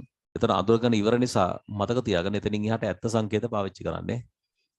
පොටෑසියම් කැල්සියම් මේ විදිහ අඳුරගෙන ඉවරින්ද ඇත්ත සංකේත ගන්න. එක පරමාණු විශාලත්වය. ආවර්තයේ දකුණට යද්දී විශාලත්වය අඩු වෙනවා. එතන මෙන්න මෙහෙමයි එන්නේ. දෙක ඝනත්වය. ලෝහ සම්බන්ධයෙන් S ගුණ කරද්දී මම කියලා තියෙන්නේ ආවර්තයේ දකුණට යද්දී ඝනත්වය වැඩි. කාණ්ඩේ පහළට එද්දිත් ඝනත්වය වැඩි කියලා කිව්වා. මතක් කරගන්න S ගුණ. ආවර්තයේ දකුණටත් ඝනත්වය වැඩි කාණ්ඩේ පල්ලෙහාටත් ඝනත්වය වැඩි කියලා කිව්වා. ඒ අනුව පොටෑසියම්ට වඩා කැල්සියම් වල ඝනත්වය වැඩි. ආවර්තයේ දකුණට යද්දිත් ලෝහ ගත්තම ඝනත්වය වැඩි කාණ්ඩේ පල්ලෙහාටත් වැඩි කියලා කිව්වා. S ගුණේ නෝට් එක බලන්න ඔය විස්තර තියෙනවා. 3 ද්‍රවාංකය. මං කිව්වා කාණ්ඩේ පල්ලෙහාට යද්දී ලෝහක දැලිස දුර්වල වෙනවා ද්‍රවාංක තාපංග සාමාන්‍යයෙන් අඩු වෙනවා. කාණ්ඩේ පල්ලෙහාට යද්දී දැලිසේ තියෙන අයනවල අරය වැඩි වෙලා දැලිස දුර්වල වෙනවා. ද්‍රවාංක තාපංග සාමාන්‍යයෙන් අඩු වෙනවා. ආවර්තයේ දකුණට යද්දී දැලිස ශක්තිමත් වෙනවා ද්‍රවාංක තාපංග වැඩි වෙනවා. ආවර්තයේ දකුණට යද්දී දැලිස ශක්තිමත් වෙනවා ද්‍රවාංක තාපංග වැඩි වෙනවා. ඔන්න ඔහොමයි එන්නේ. දකුණු පැත්තේ කනගේ ද්‍රවාංක තාපංග වැඩි. පළවෙනි අයනීකරණ ශක්තිය. ඒක බලන්නේ මෙන්න මේ විචලනයෙන් පළවන අයනීකරණ ශක්තිය. මෙන්න මෙහෙමනේ යන්නේ. SP ගණු සඳහා අයනීකරණ ශක්තිය වෙනස් වෙන්නේ මෙන්න මේ රටාවට. එතන මෙයා පළවෙනි කාණ්ඩේ පොටෑසියම්, මෙතනට එන්නේ දෙවෙනි කාණ්ඩේ කැල්සියම්. එතන පොටෑසියම්ට වඩා කැල්සියම් වැඩි කියලා එනවා. ඔන්නෝම එන්නේ පළවන අයනීකරණ ශක්තිය. ඊට පස්සේ Z අඳුර ගන්න. Z කියන්නේ අර හුණු දිර අඳුරගන්නේ කාබන් ඩයොක්සයිඩ් නේද? ගෝලීය උණුසුමට හේතු වෙන ප්‍රධාන වායුව තමයි කාබන් ඩයොක්සයිඩ්. CO2 ගැලපෙන. එන ඊළඟ. Z හඳුනා ගැනීම සඳහා Y ගේ හයිඩ්‍රොක්සයිඩය භාවිත කළ හැකි කෙසේදයි සමීකරණ වශයෙන් පමණක් දක්වන්න. අවක්ෂේපයක් ඇතොත් ඊතලයක් විතර දාන්න. ඒතර හුණු දිර කියලා කියන්නේ කැල්සියම් හයිඩ්‍රොක්සයිඩ්. හුණු දිර කියලා කියන්නේ කැල්සියම් හයිඩ්‍රොක්සයිඩ්. හුණු දිර කාබන් ඩයොක්සයිඩ් එක ප්‍රතික්‍රියා කරොත් හුණු දිර කියලා කියන්නේ කැල්සියම් හයිඩ්‍රොක්සයිඩ් කාබන් ඩයොක්සයිඩ් එක ප්‍රතික්‍රියා කරොත් මොකද්ද වෙන්නේ? හුණු දිර කියලා කියන්නේ කැල්සියම් හයිඩ්‍රොක්සයිඩ් කාබන් ඩයොක්සයිඩ් එක ක්‍රියා කරොත් අපි කියන හුණු දිර කිරි පාට වෙනවා කියලා. ඒකෙදි වෙන්නේ කාබන්ගේ මෙතන ඔක්සිකරණාංකය 14යි තියෙන්නේ. ඒතර මම කියලා තියෙන්නේ එම ඔක්සිකරණාංකයේ තියෙන ඔක්සිඅනයනේ මතක් කරගන්න. කාබන්ගේ කරණාංකය 14යි 14ක් වන ඔක්සිඅනයනේ තමයි කාබනේට් අයනේ. කාබනේට් අයනේ. ඒතර ප්‍රතිඵලය වෙන්නේ කැල්සියම් කාබනේට්. මේක අවක්ෂේපය. ඉතින් මේක තමයි හුණු දිර කිරි පාට වෙනවා කියලා පේන්නේ. හුණු දිර කිරි පාට වෙනවා කියන්නේ මේක. ඔය අවක්ෂේපය. කාබනේටයක් වශයෙන් YP ස්වභාවික ප්‍රභවයක්. Y කියලා කියන්නේ කවුද? කැල්සියම් නේ. ඒතර කැල්සියම් කාබනේට්. ස්වභාවික ප්‍රභවයක් විෂ බීජ නාශකයක් නිෂ්පාදනයේ අමුද්‍රව්‍යයක් ලෙස භාවිත කරයි. ස්වභාවික ප්‍රභවය නම් කරන්න කැල්සියම් කාබනේට් නැත්නම් හුණුගල්. ස්වභාවික ප්‍රභවය තමයි හුණුගල් නැත්නම් කැල්සියම් කාබනේට්. ඊළඟට මෙතන තව දෙයක් තියෙනවා මේ හුණු දිර තුලින් යපුවම කිරි පාට වෙනවා. ඊට පස්සේ වැඩිපුර කාබන් ඩයොක්සයිඩ් යවුවොත් ඒක අවර්ණ වෙනවා. ඒකත් ගන්න ඈ. තවදුරටත් කාබන් ඩයොක්සයිඩ් යවුවොත් ඒ කිරි පාට නැති වෙලා යනවා අවර්ණ වෙනවා. මේ දෙකම ලියන්න ඈ කාබන් ඩයොක්සයිඩ් අඳුරගන්න. හුණු දිර තුලින් කාබන් ඩයොක්සයිඩ් යවුවම මේක කිරි පාට වෙනවා. තවදුරටත් යවුවොත් එහෙම වැඩිපුර යවුවොත් එහෙම මේක අවර්ණ වෙලා යනවා. ඔය වැඩේ. ඊට පස්සේ එන්න 7 වෙනි එක. වයිගේ ස්වභාවික ප්‍රභවයක් ගන්නවා කියලා කියනවා. විෂ බීජ නාශකයක් නිෂ්පාදනයේදී. විරංජන කුඩු කියන එක. ඒක දැන් සිලබස් එකේ නැහැ. විරංජන කුඩු කියලා කියන්නේ කැල්සියම් හයිඩ්‍රොක්සයිඩ් තිතක්, කැල්සියම් ක්ලෝරයිඩ් තිතක්, CaCl2 තිතක් දෙකක් ජලය. මෙන්න මේක තමයි විරංජන කුඩු කියලා කියන්නේ. විරංජන කුඩු නිෂ්පාදනයේ ආරම්භක ද්‍රව්‍ය විදිහට ගන්නවා හුණුගල්. හුණුගල් වියෝජනය කරලා කැල්සියම් ඔක්සයිඩ් අරන් ඒ කැල්සියම් ඔක්සයිඩ් වලට ජලය දාලා හුණු දිය ගැස හුණු අරන් ඒක ක්ලෝරින් එක වායව දෙක ක්‍රියා කරලා තමයි මේක හදාගන්නේ. දැන් අපිට සිලබස් එකේ මේක නැහැ. එහෙනම් ස්වභාවික ප්‍රභේය ලියන විරංජන මේ කවුද හුණුගල්. උත්තර නිකන් ලියයි යන්න ඒක ඕනේ නැහැ සිලබස් එකේ නැහැ. විෂ බීජ නාශකයේ අඳුර ගන්න විරංජන කුඩු කියලා ලියන්න නැත්නම් මේ සූත්‍රය ලියන්න. මේ කැලේ විතරක් ලිව්වත් කමන්නේ නැහැ නැත්නම්. මාකින් එක තියෙන මේ කැලේ විතරක් ලිව්වත් දෙන්න කියලා CaOCl twice. හුණු එක විරංජන කුඩු ලියලා ලියන්න නැත්නම් සූත්‍රය ලියන්න නැත්නම් CaOCl twice කියලා ලියන්න. විෂ බීජ නාශකයේ නිෂ්පාදනය කරන ක්‍රියාවලියේ සමීකරණ ලියන්න. මේ විරංජන කුඩු හදාගන්න සමීකරණය ඒක මම දෙන්නේ නැහැ. ඒක දැන් සිලබස් එකේ නැති හින්දා. ඒක දැන් සිලබස් එකේ නැති හින්දා මම ඒක දෙන්නේ නැහැ. එන්න B කොටස. ප්‍රශ්නාංක 2 B. B යතිල ඇස්තෙන් සුසු ද්‍රාවණ තෝරාගෙන කොටුව තුළ ලැබීමෙන් පාසදාන ප්‍රතික්‍රියා සම්පූර්ණ කරන්න. හරි. බේරියම් ක්ලෝරයිඩ් එක ඒ කියන කෙනා තියෙන්නේ. බේරියම් ක්ලෝරයිඩ් එක තනුක HCl දෙනවලු බේරියම් ක්ලෝරයිඩ් කාත් එක්ක හරි ක්‍රියා කරමු ඒ කියලා කෙනෙක්. ඒ තනුක HCl වල දිය වෙලා පැහැදිලි ද්‍රාවණයක් දෙන සුදු පාට අවක්ෂේපයක්. කවුද? බේරියම් ක්ලෝරයිඩ් කාත් එක්ක කලවම් කරොත් සුදු පාට අවක්ෂේපයක් වෙනවා. තනුක HCl වල දිය වෙනවත් එක්ක හැබැයි පැහැදිලි ද්‍රාවණයක් දෙනවා. කවුද ගැලපෙන්නේ? කවුද ගත්තේ ඒ වලට? ඈ? කො ගන්න වෙන්නේ ඇමෝනියම් කාබනේට් නේද? ඇමෝනියම් කාබනේට් ගත්තම බේරියම් ක්ලෝරයිඩ් එක කලවම් කරොත් නෑ. ඔව් එහෙම තමයි ගන්න වෙන්නේ.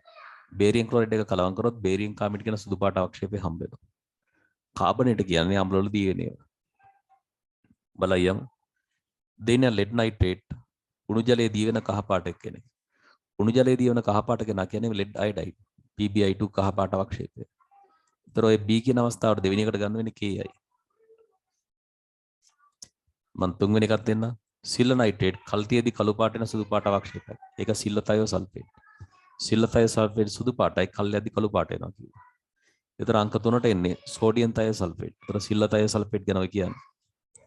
අංක 4 පොටෑසියම් සල්ෆයිඩ් තනුක HCl වල දියවන සුදු පාට අවක්ෂේපයක්. කවුද ගන්නන්නේ? බේරියම් ක්ලෝරයිඩ් එක. බේරියම් ක්ලෝරයිඩ් දාපුවම බේරියම් සල්ෆයිඩ් සුදු අවක්ෂේපය වෙනවා. ඒක අම්ල වල දියනවා කියලා අපි දීලා තියෙනවා.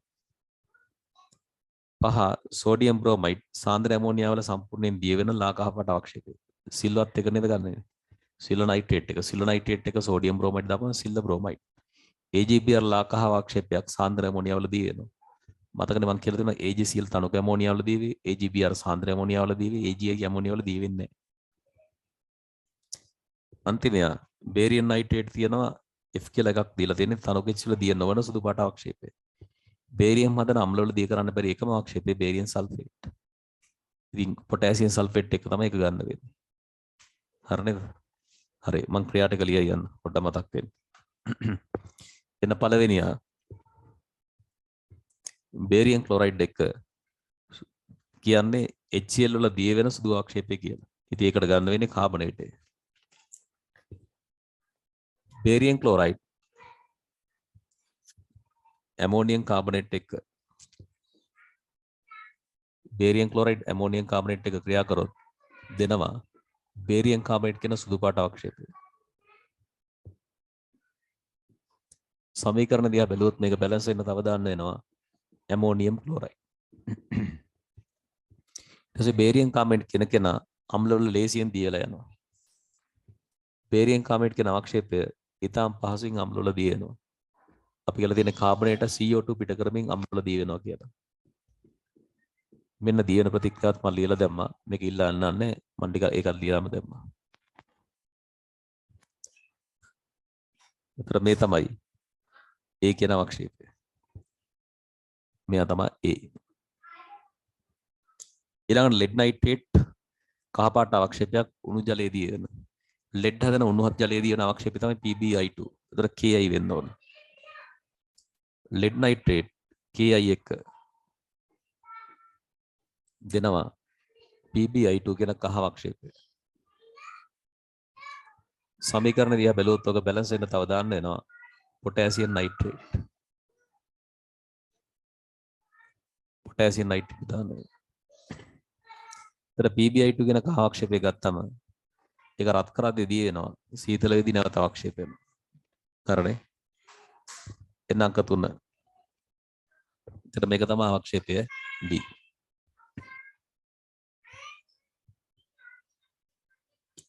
තුන්වෙනියා සිල්ව නයිට්‍රේට් එක.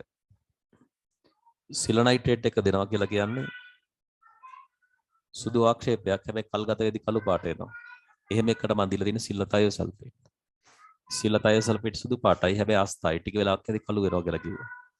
ඒතර ගැලපෙන්නේ සෝඩියම් තයෝසල්ෆේට් එක. සෝඩියම් තයෝසල්ෆේට් එක ගන්න වෙන්නේ. ඒතර මේ දෙන කලවම් කරා කියන්නේ මෙතනින් එන්න පුළුවන්. සිල්ව තයෝසල්ෆේට් කියන අවක්ෂේපය මේක සුදු පාටයි. මේ සමීකරණය බැලන්ස් වෙන්න තව දාන්න වෙනවා සෝඩියම් නයිට්‍රේට්. ඊට පස්සේ තව මං කිව්වා සිල්ව තයෝසල්ෆේට් කියන කෙනා අස්තයි. ඒතකොට එයා ටික වෙලාවක් යද්දී සිල්ව සල්ෆයිඩ් කළු අවක්ෂේපය වඩපත් වෙනවා. කළු අවක්ෂේපය වඩපත් වෙනවා. මේ සමීකරණය බැලන්ස් වෙන්න තව දාන්න වෙනවා සල්ෆියුරික්. ඔන්න සිද්ධ වෙන දේ. එන්න 4 පොටෑසියම් සල්ෆයිඩ්. මේක තමයි C ඈ. 4 වෙනියා පොටෑසියම් සල්ෆයිඩ්. ඒතර පොටෑසියම් සල්ෆයිඩ් දීලා තියෙන්නේ HCl වල දී වෙන අවක්ෂේපයක්. ඒතර පොටෑසියම් සල්ෆයිඩ් සල්ෆයිඩ් අයනේ අවක්ෂේපය වෙන උතර තියෙන බේරියම් ක්ලොරයිඩ් එක. ඒතර බේරියම් සල්ෆයිඩ් සුදු අවක්ෂේපය.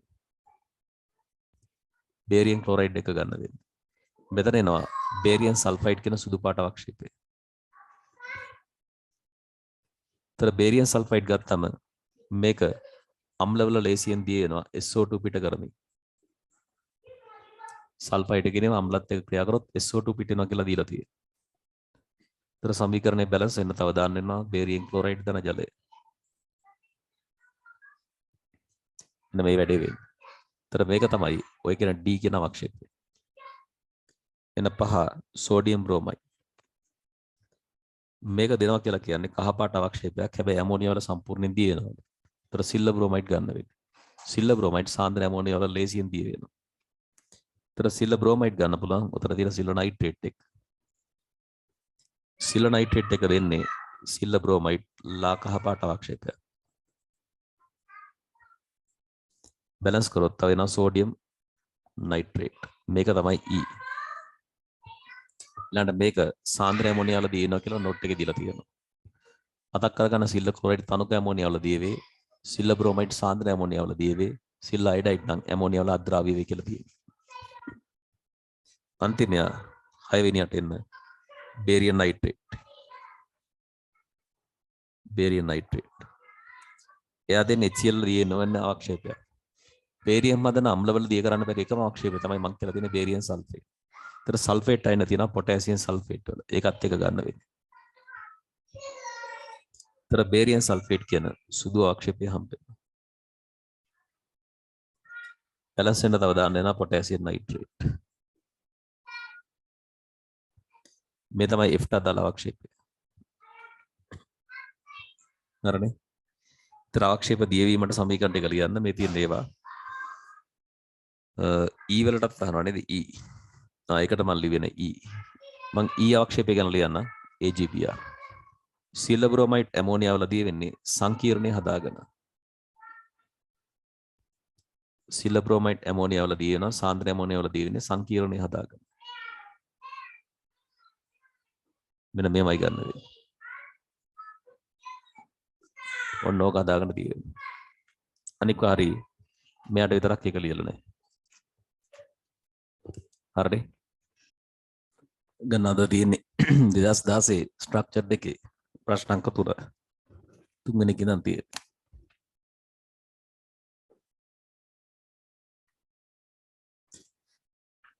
ගන්න 3 A කොටස. සෙනගේට් 227 දී කැපිටල් A කියන වායුවේ මවුල 0.1ක් රේචනය කරලද ගණනිසර එකක් වන භාජනයක් තුළ තබා ප්‍රේක්ෂ ස්වල්පයක් එක් කරාලු එවිට මේ ආකාරයට වියෝජනය වෙනවලු. තර කියලා තියෙනවා ඒ කියන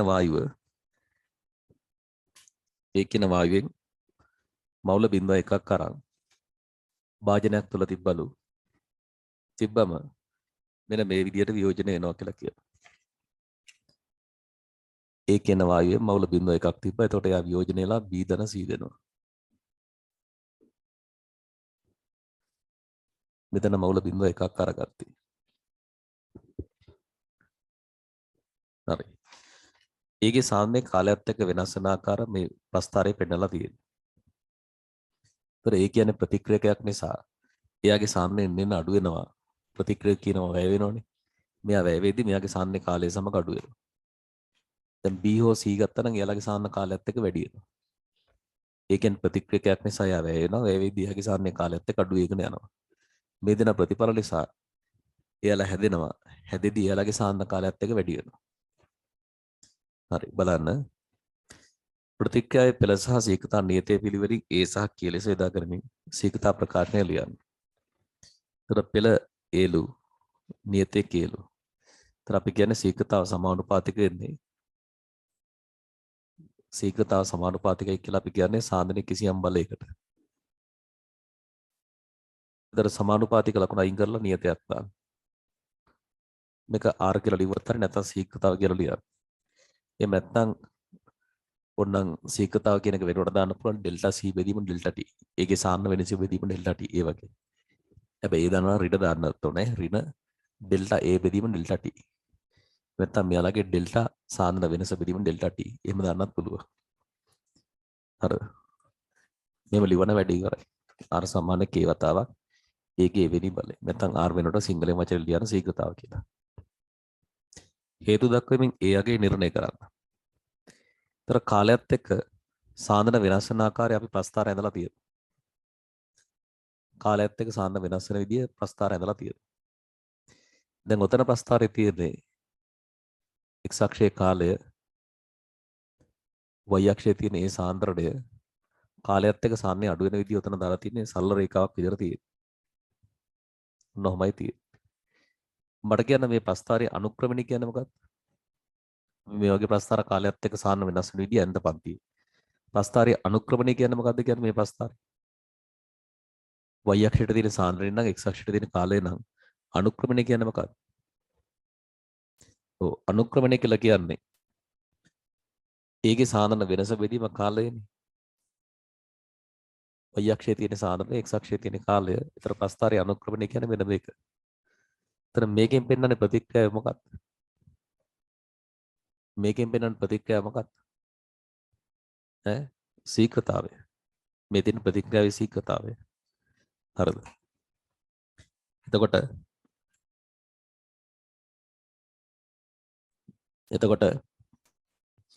y අක්ෂයට තියෙන ඒ සාන්ද්‍රණය x අක්ෂයට තියෙන කාලය ප්‍රස්ථාරයේ අනුක්‍රමණය කියලා කියන්නේ y කණ්ඩාංක වෙනසක් බෙදීම x කණ්ඩාංක වෙනසක්.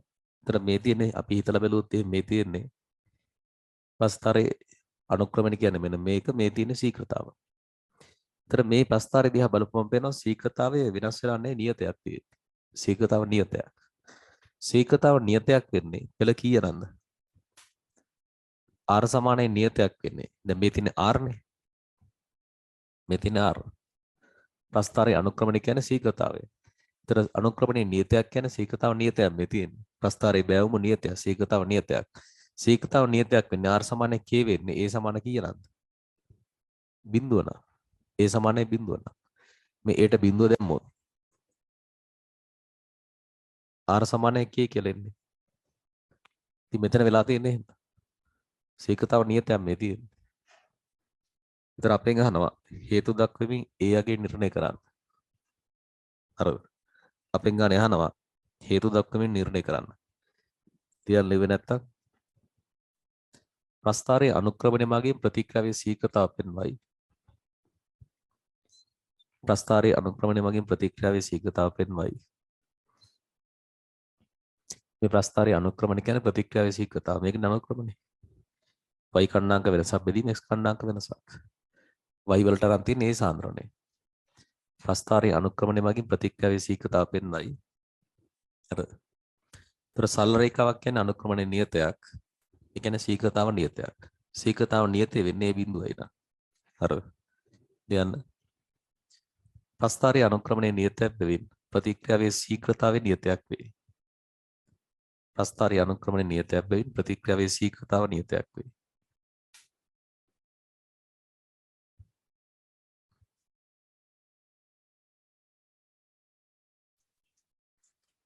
ප්‍රස්ථාරයේ අනුක්‍රමණය නියතයක් වෙමින් ප්‍රතික්‍රියාවේ ශීඝ්‍රතාවේ නියතයක් වේ. තර ප්‍රස්ථාරයේ අනුක්‍රමණය නියතයක් සරල රේඛාවන්නේ තියෙන්නේ. ඒ කියන්නේ ප්‍රතික්‍රියාවේ ශීඝ්‍රතාවේ නියතයක් වේ. තර මතක් කරගන්න නියත ශීඝ්‍රතාවයක් තියෙනවා කියලා කියන්නේ r සමාන k වෙන්නේ පෙළ බිඳුවයි නා. ඒකේ සාන්ද්‍රයත් එක්ක ශීඝ්‍රතාව වෙනස් වෙන්නේ නැහැ. එහෙම වෙන්නේ ඒකේ පෙළ ශූන්‍ය නම්. මෙතන බිඳුව දැම්මොත් තමයි r සමාන k වෙන්නේ. හරිනේ? ලියන්න. නියත ශීඝ්‍රතාවයක් ඇත්තේ ශුන්‍ය පෙළ ප්‍රතික්‍රියා සඳහාය. නියත ශීඝ්‍රතාවයක් ඇත්තේ ශුන්‍ය පෙළ ප්‍රතික්‍රියා සඳහාය. නියත ශීඝ්‍රතාවයක් ඇත්තේ පෙළ ශුන්‍ය වන විටය.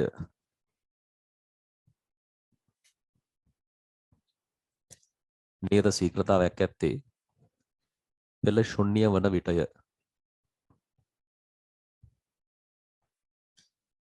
තර නියත ශීඝ්‍රතාවයක් තියෙන්නේ පෙළ බිඳුවයි නා. පෙළ ශුන්‍ය වන විටය. එන රෝම ඉලක්කම් 4. ආරම්භයේදී පැවති කැපිටල් A ප්‍රමාණයෙන් අඩක් වියෝජනය වී ඇති බවට ඇති විට භාජනය තුළ පීඩනය ගණනය කරන්න.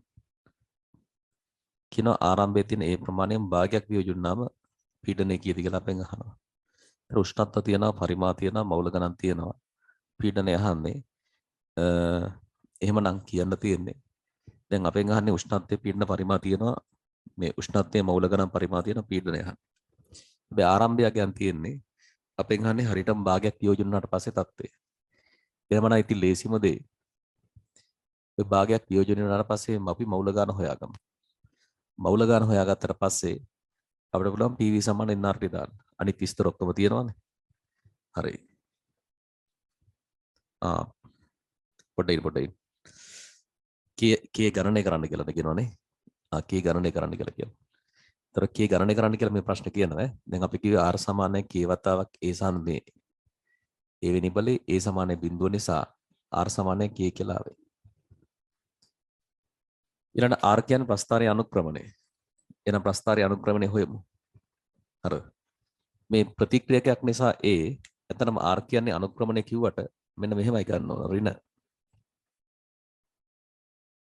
මතකයි නේද? මට කියන ප්‍රතික්‍රියක සඳහා අපි ලියද්දි මේක කොහොමද ලියන්නේ? ඍණ ලකුණක් සහිතව ලියන්නේ. ප්‍රතිඵල වලට ලියද්දි ඍණ ලියන්නේ නැහැ. හරනේ? ප්‍රතික්‍රියක වලට ලියද්දි ඍණ ලකුණක් සහිතව ලියන්නේ. ඒතර ප්‍රතික්‍රියාවේ ශීඝ්‍රතාව කියන්නේ මේක. ඊළඟ ප්‍රතික්‍රියාවේ ශීඝ්‍රතාව සමානයි kට.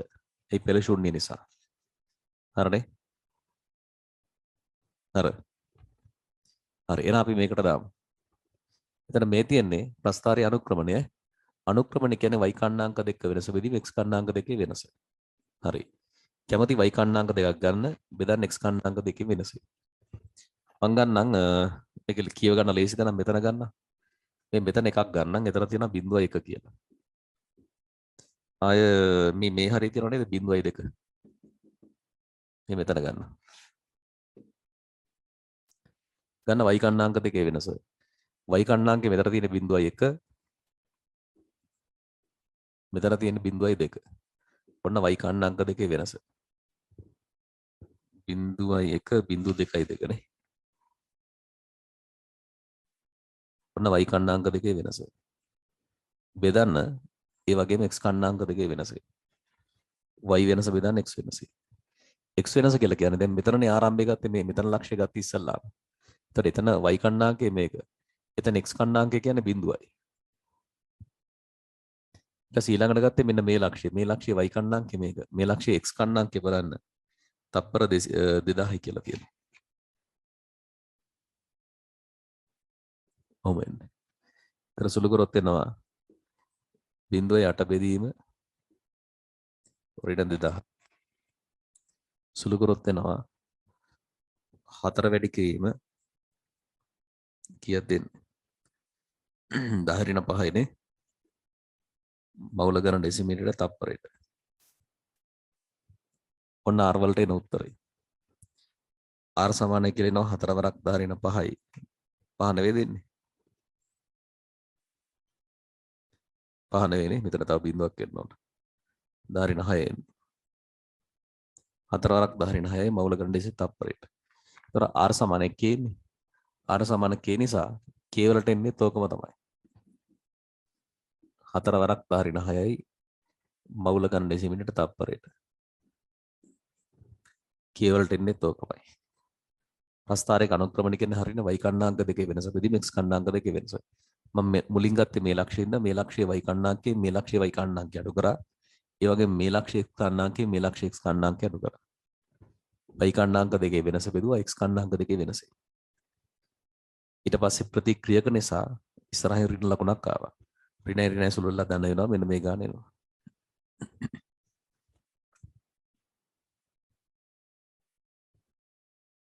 හරි. එන රෝමිලක්කම් 4 දැන්. 4 නෙකට එන්න. දැන් ඊළඟට කියන්නේ හරියටම 50%ක් ඒ වලින් වියෝජනය වෙනවා අඩක්. ඒතර අපෙන් අහනවා අවසානයේ පීඩනය. ඉතින් මේ තියෙන තර ආරම්භයේ මවුල ගන්න. ආරම්භක මවුල. එතන මේකෙන් 50%ක් ක්‍රියා කරනවා කියලා අපි ගමු. ක්‍රියා කරන හෝ සෑදෙන මවුල ගණන් ඊට පස්සේ ඉතිරි මවුල ගණන්. මේකෙන් 50% ක්‍රියා කරනවා හරියටම භාගයක්. 0.2 භාගයක් කියලා කියන්නේ 0.5ක් ක්‍රියා කරනවා.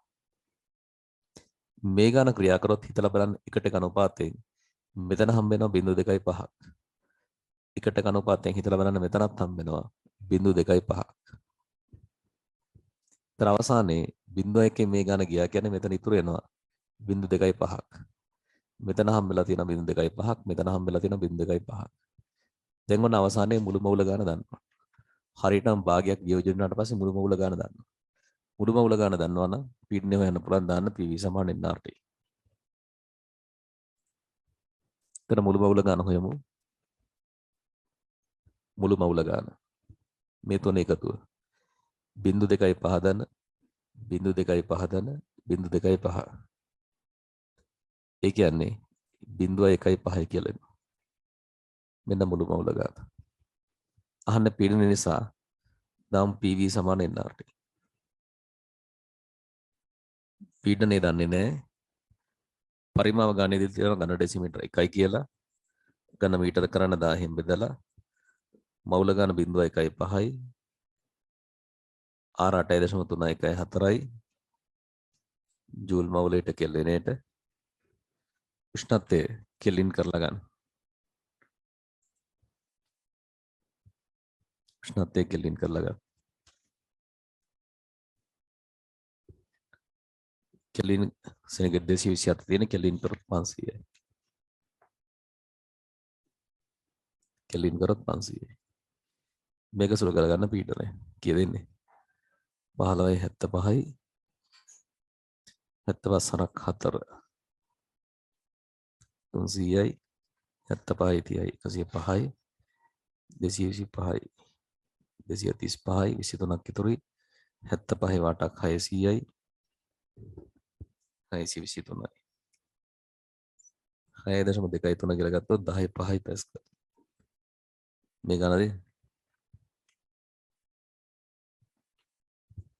10 බලය කරපිනේ මෙතන 15යි 75යි 10 4ක් විතර වටල ගන්න ඉලක්කම් තුනකට ආසන්නව 6.24 10 4ක් කියලා ගන්න පුළුවන් පැස්කල් 6.24 10 4ක් කියලා පැස්කල් එන්න B කොටස B වලට ඝන උත්ප්‍රේරකයක් හමුවේ x වායුව පහත් දැක්කන සමීකරණ අනුව වියෝජනය වේ. x වායුව වියෝජනය වල මෙන්න මේ විදිහට ඝන උත්ප්‍රේරකයක් හමුවේ.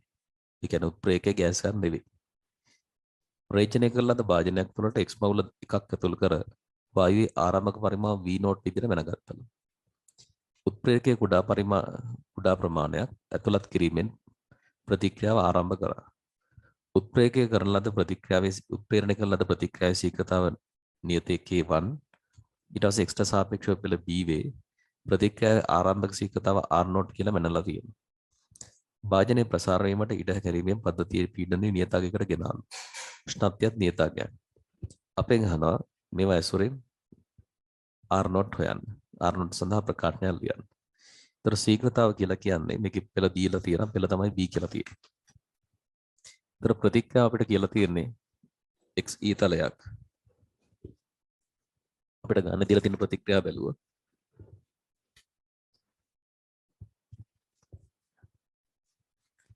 ගන්න දීලා තියෙන ප්‍රතික්‍රියාව මම බලන්න. අපිට ප්‍රතික්‍රියාව දීලා තියෙන්නේ x ඊතලයක්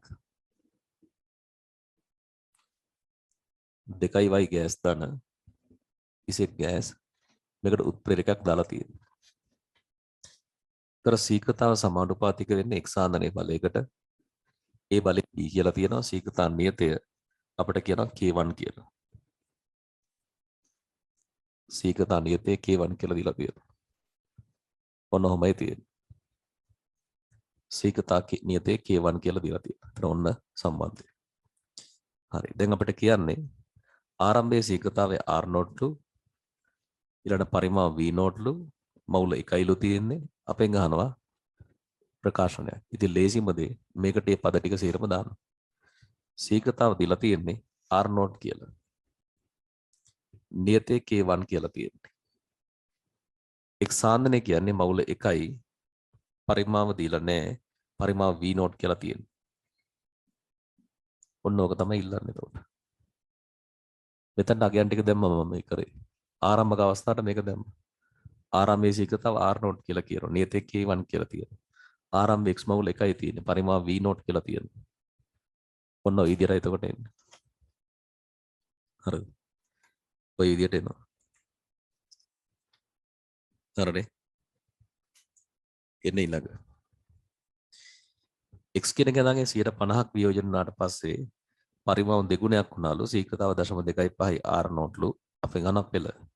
එහෙනම් දෙවෙනි අවස්ථාවට 50ක් වියෝජන වෙච්ච අවස්ථාවට මේක ආයෙ දාමු. දාලා ඉතින් දෙන්න බෙදමු. මේක තමයි ලේසිම දේ. මේක අංක 1 නම් 50ක් වියෝජනය වූ අවස්ථාවට දාමු. 50ක් වියෝජනය වූ විට. වියෝජනය වූ විට. ශීඝ්‍රතාව දීලා තියෙනවා ගානේ 0.25යි r0 කියලා. නියතේ k1ම තමයි. 50ක් වියෝජන වුණා කියලා කියන්නේ දැන් x ඉතුරුලා තියෙන්නේ මවුල 1 නෙවෙයි 0.5යි. ඒ එකෙන් 50ක් ගියාම තව 50 ඉතුරු. ඒතර ඒ වෙලාවේ x තියෙන්නේ මවුල 0.5ක්. ගානේ පරිමාව දීලා තියෙනවා දැන් දෙගුණයලු. ඒතර 2v0. මෙන්න දෙවෙනි එක. ඉතින් ගානේ මේ අවස්ථා දෙකක් මම මේ සැලකුවේ. මෙන්න එක මෙන්න දෙක. ඉතින් අවස්ථා දෙක බෙදමු. වැඩ ඉවරයි පෙළේනවා. මම බෙදන්නම් අංක 1යි අංක 2යි. බෙදුවොත් R0 බෙදීම 0.25යි R0. ඔන්න වම් පැත්තෙන් බෙදුවා. සමානයි. දකුණු පැත්තෙන් බෙදා. දකුණු පැත්තේ තියෙනවා අංක 1 K1 1ට V0 B වෙනි බලය. අංක 2 K1 0.5 බෙදීම 2යි V0 B වෙනි බලය. 1ට 0.25 කියන්නේ 4ක් එනවා. V0 කපලා යනවා. 0.5 බෙදීම 2 කියන්නේ 0.25යි සුළු කරලා බලන්න මෙතනත් එන්නේ 4යි කියලා. යනවා B හොයන්න එකක් කියලා උත්තරේ. බලන්න B සමාන 1 කියලා. හරිනේ. බලගන්න B එකක් කියලා. එන්න දැන් ප්‍රශ්න අංක 4ට. 4 වෙනි එක බලන්න. කියලා ගන්න අංක 4. 4A. ප්‍රශ්න අංක 4A.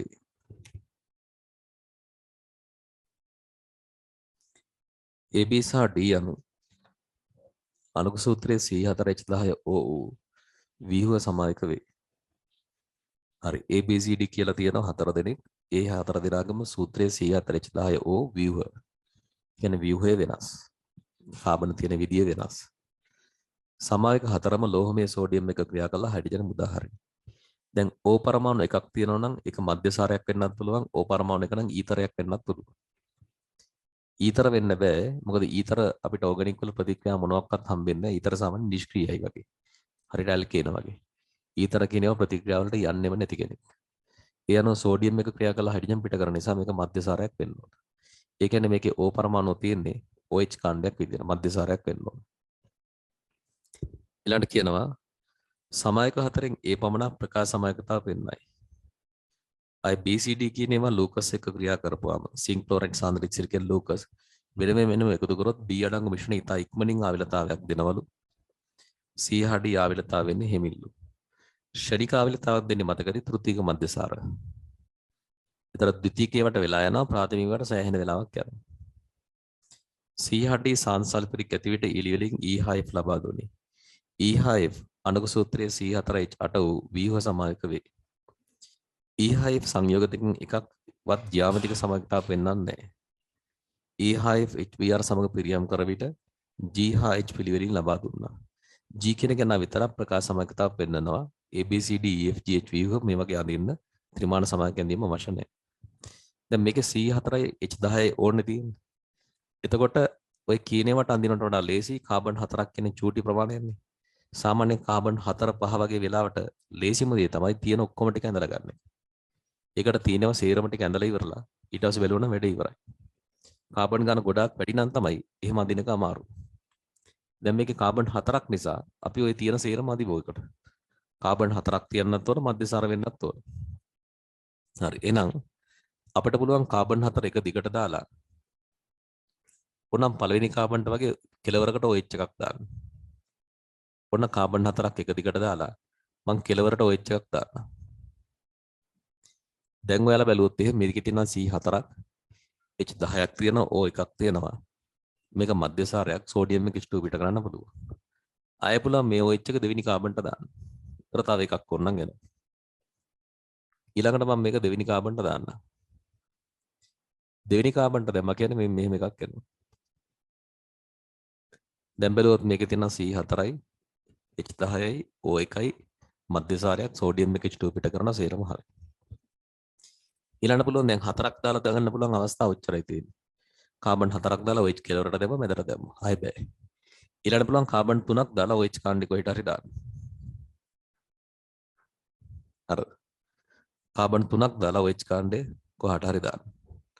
ඒතර කාබන් 3ක් දාලා OH ගොන්නම් මැදට දාන්න පුළුවන් නැත්නම් වටේ කාට හරි දාන්න පුළුවන්. මේ වටේ තුන් දෙනා එක වගේ හින්දා මේ වටේ තුන් දෙනා එක වගේ හින්දා කාට හරි OH කාණ්ඩේ දැම්මම හරි. මේ තුනම එකයි. ඒතර උඩට දැම්මත් එකයි මෙයාට දැම්මත් එකයි මෙයාට දැම්මත් එකයි. ඔන්න මම තව එකක් ඇන්ද. ආයෙ පුළුවන් දැන් වටේම තුනම එකයිනේ. ඒතර කොහෙට දැම්මත් එකයි. ආයෙ පුළුවන් ඕනනම් OH එක මැද ඉන්න කාබන්ට දාන්න. මේ වගේ. ඔන්න මේකට අඳින්න පුළුවන් ඔච්චරයි. ආයෙ ඊට වඩා බෑ. ඒතර කාබන් 4 5 6ටත් ඉති අවුලක් නැහැ. 6න් එහාට වගේ ආවොත් නම් ඉති කරන්න දෙයක් නැහැ. එතකොට කරන්න තියෙන්නේ ඔය කියන එකම ගලවලා අඳින්න ඕන. ඒ කියන්නේ ප්‍රකාශ සමායකතාව පෙන්වනවා කිව්වොත් කාබන් කෙනෙක් ගන්නවා වටේ ඉන්න 4 දෙනා වෙනස් කරලා අඳිනවා. එහෙම තමයි අඳින්න ඕන. ජ්‍යාමිතික පෙන්වනවා කිව්වොත් CC දිත්ත පදනක් දාලා වම් පැත්තේ දෙන්න අසමාන වෙන්න ඇඳලා බලනවා. දකුණු පැත්තේ දෙන්න අසමාන වෙන්න ඇඳලා බලනවා. කාබන් ගාමන සාමාන්‍යයෙන් 4 5 නම් අනිවාර්යෙන් ඔයාලා තීර ඔක්කොම අදින්න. 6න් එහා වගේ නම් 6ට කෝකත් එකයි.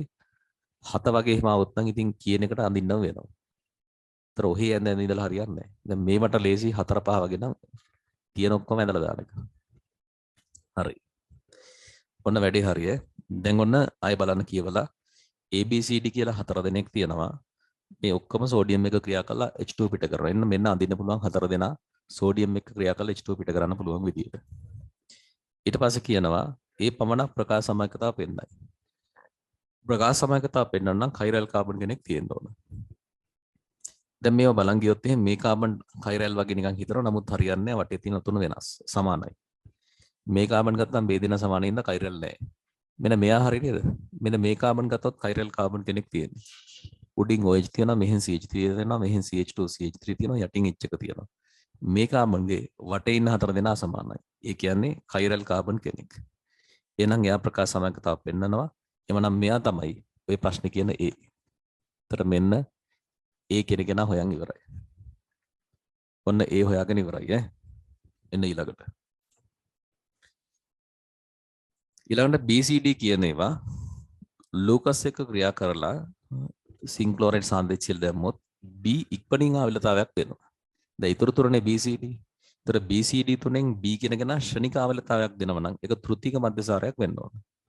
ඒතර මෙතන තියෙන OH බෙදුන කාබන්ට එක ඇල්කයිල් කාණ්ඩයේ තියෙන එක තමයි ප්‍රාථමිකයි. මෙතන OH බෙදුන කාබන්ට එතනත් එක ඇල්කයිල් කාණ්ඩයේ තියෙන ප්‍රාථමිකයි. මෙතන OH බෙදුන කාබන්ට වටේට ඇල්කයිල් කාණ්ඩ තුනක් තියෙනවා. ඒක තෘතිකයි. එහෙනම් මේක තමයි අනිවාර්යෙන් තෘතික මධ්‍යසාරය වෙන්නේ. ඒතර B ශ්‍රණික ආවිලතාව නිසා තෘතික මධ්‍යසාරයක් වෙන්න ඕන මෙන්න මෙයා. ඔන්න B. ඊළඟ C හා D හි ආවිලතාව ඇතිවීම ඉතා සෙමින් සිදුවේ. හරිනේ OH බඳුන කාබන්ට එක කාණ්ඩයේ තියෙන ප්‍රාථමිකයි. හෙමින් වෙන්නේ. OH බඳුන කාබන්ට එක කාණ්ඩයේ තියෙන ප්‍රාථමිකයි. හෙමින් වෙන්නේ හරියි. C හා D සාන්සල්ෆිරික් සමග රත් කළ විට පිළිවෙලින් E හා F දුන්නලු. හරි. මේවා සාන්සල්ෆිරික් එක රත් කරොත්. සාන්සල්ෆිරික් එක රත් කරොත් මතක ඇති මධ්‍යසාරයක් විජරණය වෙන එක වෙන්නේ. ජලාණුවක් ගැලවෙනවා. OH එක අල්ලපු H එකත් එක්ක ගිහිල්ලා මෙතන දිත්ත බන්ධනයක් එනවා. ඒතර CH3 CH2 CH දිත්ත බන්ධන CH2 හම්බ වෙනවා. ඒතර මෙතනත් මේ වැඩේ කරන්න පුළුවන්. සාන්ද්‍ර සල්ෆරික් එක මෙතනත් රත් කරමු. මෙතනත් රත් කරොත් OH කාණ්ඩය අල්ලපු H එකත් එක්ක ගැලවෙලා යනවා. දිත්ත බන්ධනයක් ප්‍රතිඵල එනවා මෙහෙම CH3 CH3 දිත්ත බන්ධනයක් CH2 සාන්සල්ෆරික් එක රත් කරන්න මෙන්න ප්‍රතිඵලය.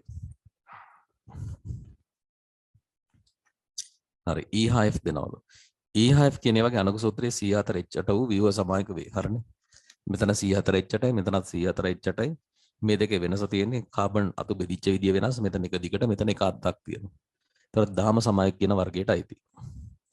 දාම කියන්නේ ව්‍යුහ කියන වර්ගයේ එක වර්ගයක්. මතකනේ ව්‍යුහ සමායකතාවයේ කැලි තුනක් තියෙනවා. දාම ස්ථාන ක්‍රියාකාරී කාණ්ඩ. මේ දෙන්න ගත්තම කාබන් දාමයේ වෙනස් වෙලා තියෙන දාම සමායක කියලා කියනවා. ඒ කියන්නේ ව්‍යුහ. හරි. ඊළඟට E හා F දෙකෙන් එකක්වත් ජ්‍යාමිතික සමායකතාව පෙන්වන්නේ නැල්ලු. සිස් ට්‍රාන්ස් පෙන්වන්නේ. ඔව්. මේ දිත්ත බන්ධනයේ සහිත කාබන්ගේ මේ පැත්තේ දෙන්න ඉන්න H දෙකක් තියෙන සමානයි. මේ පැත්තකත් සමානම කාණ්ඩ දෙකක් තියෙන්නේ. සිස් ට්‍රාන්ස් පෙන්වන්න බෑ. මෙයා ගත්තොත් මේක වම් පැත්ත නම් හරියි. නමුත් දකුණු පැත්තේ තියෙන සමාන කාණ්ඩ දෙකක්. එහෙනම් සිස් ට්‍රාන්ස් පෙන්වන්න බෑ එතන. ජ්‍යාමිතික පෙන්වන්නේ නැල්ලු. E හා F HBr සමග පිරියම් කළ විට පිළිවෙලින් G හා H ලබා දුන්නේ. හරි. මේ දෙන්න HBr එක ප්‍රතික්‍රියා කරනවලු. අපි එතකොට සාමාන්‍යයෙන් ගන්න ප්‍රධාන ඵලය ගන්න H වැඩි එකට H දාපු ප්‍රධාන ඵලය. මාකනික ඔෆ් නියමයට එන ප්‍රධාන ඵලය. ඒතර මේකනේ ප්‍රතිඵලය. මේකට HBr දැම්මොත් ඒ විදියට H වැඩි එකට H එනවා අනිකට Br එනවා. H වැඩි එකට H දාන අනිකට Br දාන. H වැඩි එකට H දාන අනිකට Br දැම්ම කියන්නේ මෙන්න ප්‍රතිඵලය. හරිද? H වැඩි එකට H දාන අනිකට Br දාන. දැන් මේ මධ්‍යසාර ත්‍ෘතික ද්විතීක එහෙම නෙවෙයි මේකත් ප්‍රාථමිකයි. මේකත් ප්‍රාථමිකයි වටලා ගන්න එපා මේක ද්විතීක එහෙම නෙවෙයි. OH බඳුන කාබන් මෙයා ඒකට තියෙන එක කාණ්ඩයයි. අර මේ තියෙන OH බඳුන කාබන් එයාට එක කාණ්ඩයක් තියෙන මේ. මෙතනින් පස්සේ එක කාණ්ඩය තියෙන. ප්‍රාථමිකයි ද්විතීක එහෙම නෙවෙයි. එහෙම නැත්නම් මතක තියාගන්න CH2OH තියෙන ප්‍රාථමික මධ්‍යසාර. CHOH තියෙන ද්විතීකයේ වට. H පරමාණු එකක්වත් නැති තෘතීකයේ වට. මේක තෘතීකයි. මේක ප්‍රාථමිකයි OH බඳුන කාබන්ට තියෙන එක කාණ්ඩයයි. OH බඳුන කාබන්ට එක කාණ්ඩය නම් ඒක ප්‍රාථමිකයි.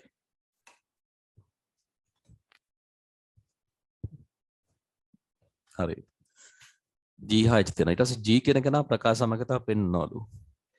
දැන් මේ දෙන්න ගත්තාම මෙතන මෙන්න මෙයාට ප්‍රකාශ දෙන්න පුළුවන් නේද? මේ කාබන් බලන්න. කයිරල් කාබන් කෙනෙක් තියෙන්නේ. වම් පැත්තේ තියෙන CH2 CH3. දකුණු පැත්තේ තියෙන CH3. උඩින් H එක Br එක තියෙන්නේ. උඩින් H යටින් Br. මේ දෙන්න අසමානයි. එමනම් GH කියලා කියන එකෙන් G කියන කෙනා මෙයා. ඒතර ඉබේම H වෙන්නේ මෙයා. ඒතර මේකේ කියන්නේ අර E හා F තමයි HBr එක පිළිවෙලින් G හා H දෙන්නේ. E හා F නේ පිළිවෙලින් G හා H දෙන්නේ. එවනම් මෙයා E වෙන්න ඕන. මෙයා F වෙන්න ඕන.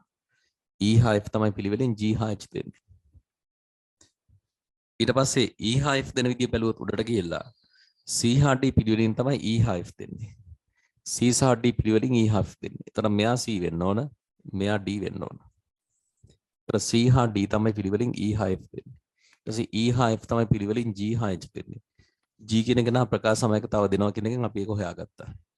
හරි. මෙන්න ඔක්කොම ටික වැඩේ ඉවරයි. මේ ටික තියෙන්නේ. එන්න රෝම ඉලක්කම් දෙක A සහ C PCC සමග ප්‍රතික්‍රියා කරව විට J පිළිවෙලින් I සහ J දුන්නලු I හා J වල විභාඳින්. A හා C. A කෙනගෙන PCC ත් එක්ක ක්‍රියා කරොත්. A හා C නේ.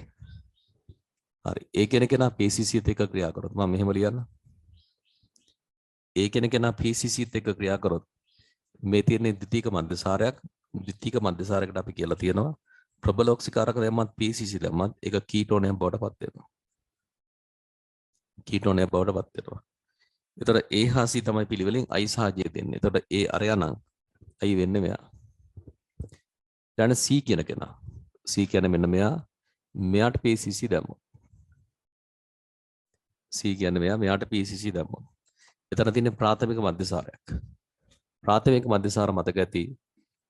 ප්‍රබල ඔක්සිකාරක දැම්මොත් එහෙම කාබොක්සිලික් අම්ලය වෙනවා. PCC දැම්මොත් එහෙම ඇල්ඩිහයිඩ් එකක් වෙනවා. එතන මෙන්න J. ප්‍රබල ඔක්සිකාරක දැම්ම නම් අම්ලය වෙනවා. PCC දැම්ම නම් ඇල්ඩිහයිඩ් වෙනවා. හරි. දැන් එතන ඔන්න VO ටික සේරම හරි. එන B කොටස. B වලට එන්න. කියලා ගන්න B ළඟට. B වලට එන්න.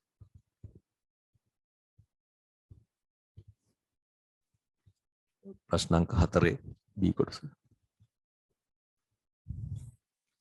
පහත දී ඇති ප්‍රතික්‍රියාවල ප්‍රධාන කාබනික පළවන KL MnOPQ RS හා T කියන ඒවා ඊළඟ පිටුවේ කොටුවල අදින්න. හරි. KL MnOPQ RS T ගේ කොටුවල අදින්න කියලා කියනවා. බලන්න පළවෙනිය CH3 CH ද්විත්ව බන්ධන CH2 තියෙනවා. CH3 CH ද්විත්ව බන්ධන CH2 තියෙනවා. මේකට දාලා තියෙන HBr පෙරොක්සයිඩ් තියෙද්දි. HBr පෙරොක්සයිඩ් තියෙද්දි අපි දැම්මොත් අපි කියලා තියෙන්නේ පෙරොක්සයිඩ්. සාමාන්‍යයෙන් වෙන්නේ H වැඩි එකට H වෙලා අනිකට Br එන එක මාකෝනික් ඔෆ් නිමිට අනුව. නමුත් පෙරොක්සයිඩ් තිබ්බනම් මාකෝනික් ඔෆ් නිමිට විරුද්ධවයි ප්‍රතිඵල හම්බෙන්නේ. එතකොට වෙන්නේ අඩු එකට H වෙලා අනිකට Br.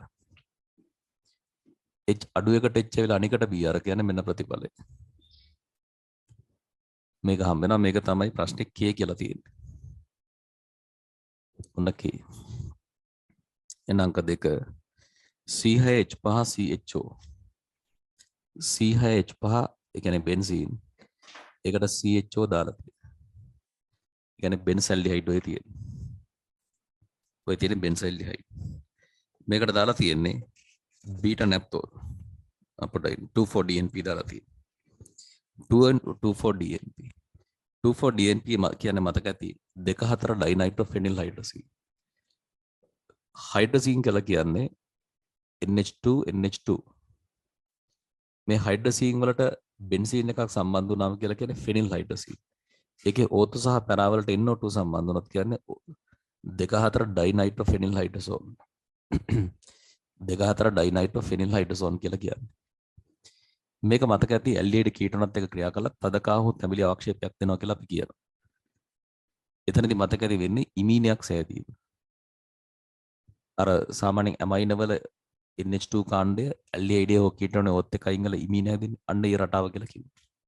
එතන මෙතන ආයෙ පාරක් මම ලියන්නම් 24DNP කියන කෙනා. 24DNP කියලා කියන්නේ ඕතෝපැරා ස්ථාන වලට NO2 තියෙන ෆෙනිල් හයිඩ්‍රොසෝන් මෙන්න මෙයා. දැන් මේකදී වෙන දේ අපි කිව්වා මෙතන H2 මෙන්න මේ H2 ගලවන් යනවා මෙන්න මේ ඕත් එක ගලවන් ගිහලා මෙන්න මේ කාබන් මේ නයිට්‍රජන්ට සම්බන්ධ වෙනවා අර කාබනිල් කාබන් නයිට්‍රජන්ට සම්බන්ධ වෙනවා ඒ කාබන්ට එක පැත්තක H තියෙනවා ඒ කාබන්ට අනිත් පැත්තේ බෙන්සීන් තියෙනවා ඔන්න ඔහොම ප්‍රතිඵලයක් එන්නේ එක පැත්තක H තියෙනවා අනිත් පැත්තේ බෙන්සීන් තියෙනවා. ඔන්න ඔහොම එකක් එන්නේ. මෙන්න මේක තමයි තදකාහුවත් තැඹිලි අවක්ෂේපයක් කියලා අපි කියන්නේ.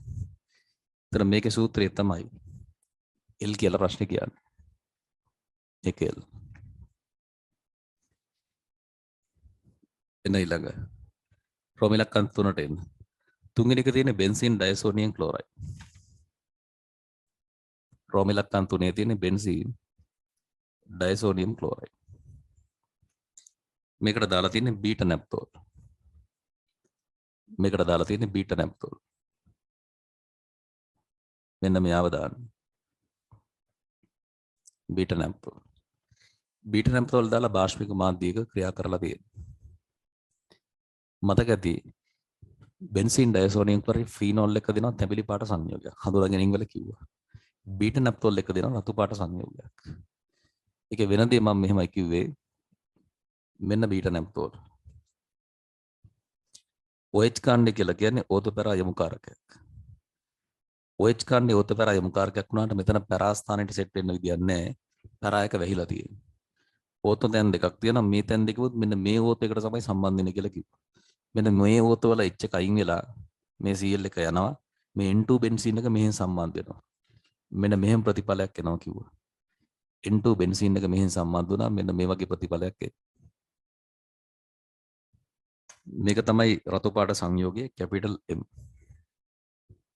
M කියන්නේ මේක රතු පාට සංයෝගයක් කියලා කිව්වා. එන ඊළඟට 4 C6H5COCl. C6H5 කියන ආපහු බෙන්සීන්ට සම්බන්ධලා තියෙන අම්ල ක්ලෝරයිඩ්. මේ තියෙන බෙන්සොයිල් ක්ලෝරයිඩ්. මේ බෙන්සොයිල් ක්ලෝරයිඩ් කියන කෙනා ක්‍රියා කරලා තියෙනවා ඇමෝනියත් එක්ක. ඇමෝනියත් එක්ක ක්‍රියා කරා කියන්නේ ප්‍රතිඵලය ඇමයිඩයක් හම්බ වෙනවා. ඇමයිඩයක් හම්බ වෙනවා. මේ ඇමයිඩේ තමයි ගානේ දීලා තියෙන්නේ N කියලා. N කියලා තියෙන මේ ඇමයිඩේ. N අංක 5. පස්වෙනි එකට එන්න.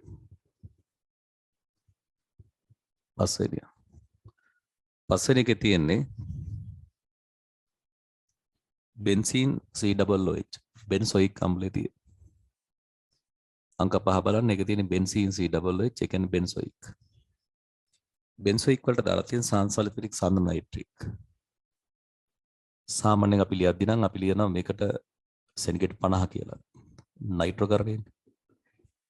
නයිට්‍රෝකරණයේදී මතක ඇති වෙන්නේ NO2 කාණ්ඩයක් බෙන්සීන් වලට සම්බන්ධ වෙනවා. මේ COOH කියන මෙටායම කාරකයක් නිසා NO2 කාණ්ඩය සම්බන්ධ කරන්න ඕනේ මෙටා ස්ථානෙට. NO2 කාණ්ඩය මෙටා ස්ථානෙට සම්බන්ධ කරන එක තමයි O කියලා දීලා තියෙන්නේ. NO2 කාණ්ඩය මෙටා වලට සම්බන්ධ කරන එක තමයි O කියලා දීලා තියෙන්නේ. ඔව්. එන්න ඊළඟ CH3CO C2H5 තියෙන. CH3CO C2H5 කියන්නේ CH2 CH3 කියන කාණ්ඩය. මේකට දාලා තියෙන සිංක් මර්කරි සාන්ද්‍ර HCl. ඒ කියන්නේ ලූකස් ප්‍රතිකාරකය. සිංක් මර්කරි සාන්ද්‍ර HCl දාන ඒ කියන්නේ ලූකස්. ලූකස් ප්‍රතිකාරකය දැම්මොත් එහෙම වෙන්නේ O එක අයින් වෙලා එතනට H දෙන්නෙක් වෙනවා. O එක අයින් වෙනවා එතනට H දෙන්නෙක් වෙනවා. ලූකස්. මේක තමයි දීලා තියෙන්නේ P කියලා. මතකනේ ක්ලෙමන්සන් ඔක්සිහරණය P. ඊළඟට එන්න ඇල්ඩිහයිඩේ තියෙන CH3CO. මේකට දාලා තියෙන්නේ ඇමෝනිය සිලොනයිට්‍රේට්. අර ඇමෝනිය සිලොනයිට්‍රේට් දාපුවම වෙන සංකීර්ණය තමයි ඔය තියෙන්නේ. AgNH3 දෙකක් ප්ලස් මාධ්‍ය භාෂ්මිකයි. මෙන්න මේක තියෙන්නේ. ඔය තියෙන ටොලන්ස් ප්‍රතිකාරකය. ටොලන්ස් ප්‍රතිකාරත් එක්ක මතක තිය ඇල්ඩිහයිඩ් කෝකි. ඇල්ඩිහයිඩ් කියනවා ක්‍රියා කරපුවා වෙන්නේ ඇල්ඩිහයිඩ් ඔක්සිකරණය වෙනවා කාබොක්සිලික් අම්ලය බවට. ඇල්ඩිහයිඩ් ඔක්සිකරණය වෙනවා කාබොක්සිලික් අම්ලය බවට. නමුත් මං කියලා තියෙනවා මාධ්‍ය භාෂ්මික නිසා අම්ලයේම නෙවෙයි යන්නේ අම්ලයේ ඍණයනේ. ඕක තමයි ප්‍රතිඵලය. මේක තමයි Q කියලා කියන්නේ. ඕනනම් අතුරු ඵලෙත් තව ලිව්වොත් මේක තමයි ඔයාලා ලියන්න ඕන උත්තරේ. ඇල්ඩිහයිඩ් අම්ලය බවට ඔක්සිකරණය වෙද්දි මේකේ තියෙන Ag+ අයනේ Ag බවට හරණය වෙනවා. මතක ඇති ওই තැම්පත් වෙන සිල්ව නලේ බිත්තිය වටේ තැම්පත් වුනම රිදී කැඩපතක් වගේ පේන්න ගන්නවා. රිදී පාට කණ්ණාඩියක් දෙනවා කියන්නේ ඕක. රිදී කැඩපතක් දෙනවා. හරනේ.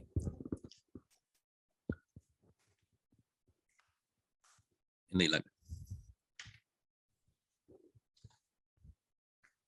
ඊට පස්සේ තියෙන ඇල්කයිනේ. අංක 8. CH3C ත්‍රිත්ව බන්ධන CH. මේකට දාලා තියෙනවා NaNH2 කියන කෙනා.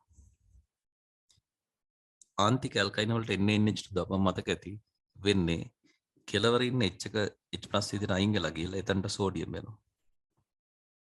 මේ මෙතන අයනිකයි. තව නම් අතුරු ඵලයක් විතර ඇමෝනියක් දෙනවා. ඔයාලා මෙතන මේ අයනික බව පෙන්වන්න ඕනේ. ඕගනික් වල අයනික දේවල් හම්බුනම අයනික බව පෙන්වන්න ඕනේ. ඔය ගොඩක් වෙලාට ලවණ වල සෝඩියම් තියෙන ලවණ ගත්තාම හැම එකක්ම වගේ අයනික ඒවා.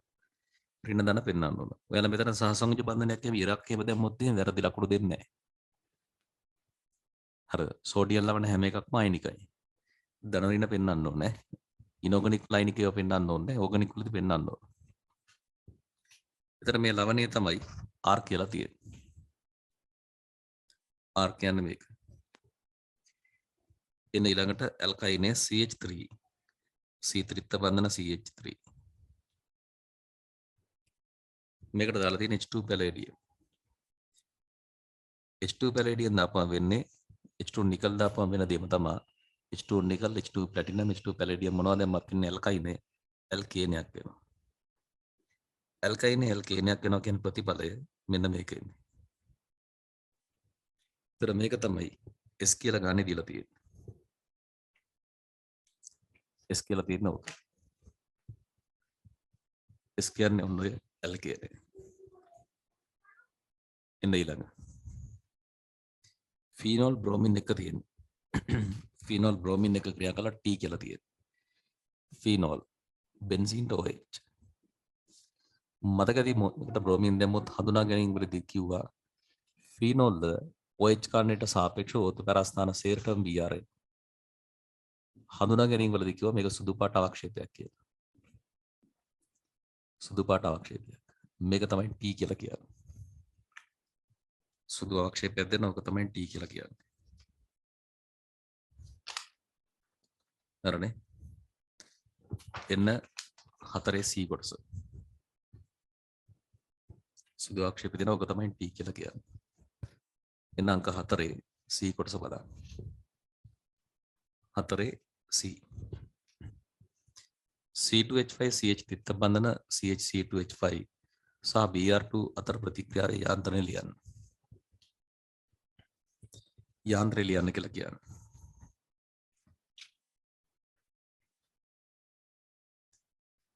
එතකොට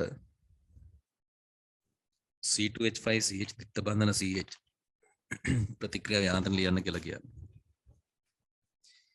මතක නම් මේකේ වෙන දේ ඇල්කීන වල බ්‍රෝමින්කරණය ඔය තියෙන්නේ ඇල්කීන වල බ්‍රෝමිනීකරණයේදී වෙන්නේ BR2 අණුව දිත්ත බන්ධනයේ ගාවට ලං වෙනවා. මේ BR2 අණුව දිත්ත බන්ධනයේ ගාවට ලං වුණාම මෙයා මෙතනට ලං වුණාම මේ දිත්ත බන්ධන කියන ඉලෙක්ට්‍රෝන වැඩි තැනක් ඉඳලා ඉලෙක්ට්‍රෝන වැඩි තැන ඉලෙක්ට්‍රෝන පල්ලෙහාට තල්ලු වෙලා යනවා. විකර්ෂණය වෙනවා පල්ලෙහාට. ඉලෙක්ට්‍රෝන පල්ලෙහාට තල්ලු වීම නිසා මේ පහළ ඉලෙක්ට්‍රෝන ප්‍රමාණය වැඩි වෙලා මෙතන ඩෙල්ටා ඍණ වෙනවා. මෙතන ඉලෙක්ට්‍රෝන අඩු වෙලා ඩෙල්ටා ධන වෙනවා. ඔන්න ඕ වගේ වැඩක් වෙනවා. ඩෙල්ටා ධන ඩෙල්ටා ඍණ. ඊට පස්සේ මොකද වෙන්නේ? ඩෙල්ටා ඍණ පැත්තට බන්ධනය කැඩෙනවා. මේ ඉලෙක්ට්‍රෝන ගලන් යනවා මෙහාට. මෙයා පහර දෙනවා මෙතනට. ඉලෙක්ට්‍රෝන හැම වෙලේම වැඩි තැන ඉඳන් අඩු තැනට ගලන් එන්නේ ඊතලයේ පල්ලෙහාට එන්නේ. කොහොම ප්‍රතිඵලයක් එනවා? අර මොකද්ද වෙන්නේ ඊට පස්සේ? මෙතන හම්බෙන්නේ බ්‍රෝමෝනියම් අයනයක්. ඒක විශේෂයෙන් මතක තියාගන්න මෙතන එන්නේ Br+ එකක් එන්නේ බ්‍රෝමෝනියම් අයනයක් එන්නේ. බන්ධනේ මෙහෙට කඩපු නිසා Br- එනවා.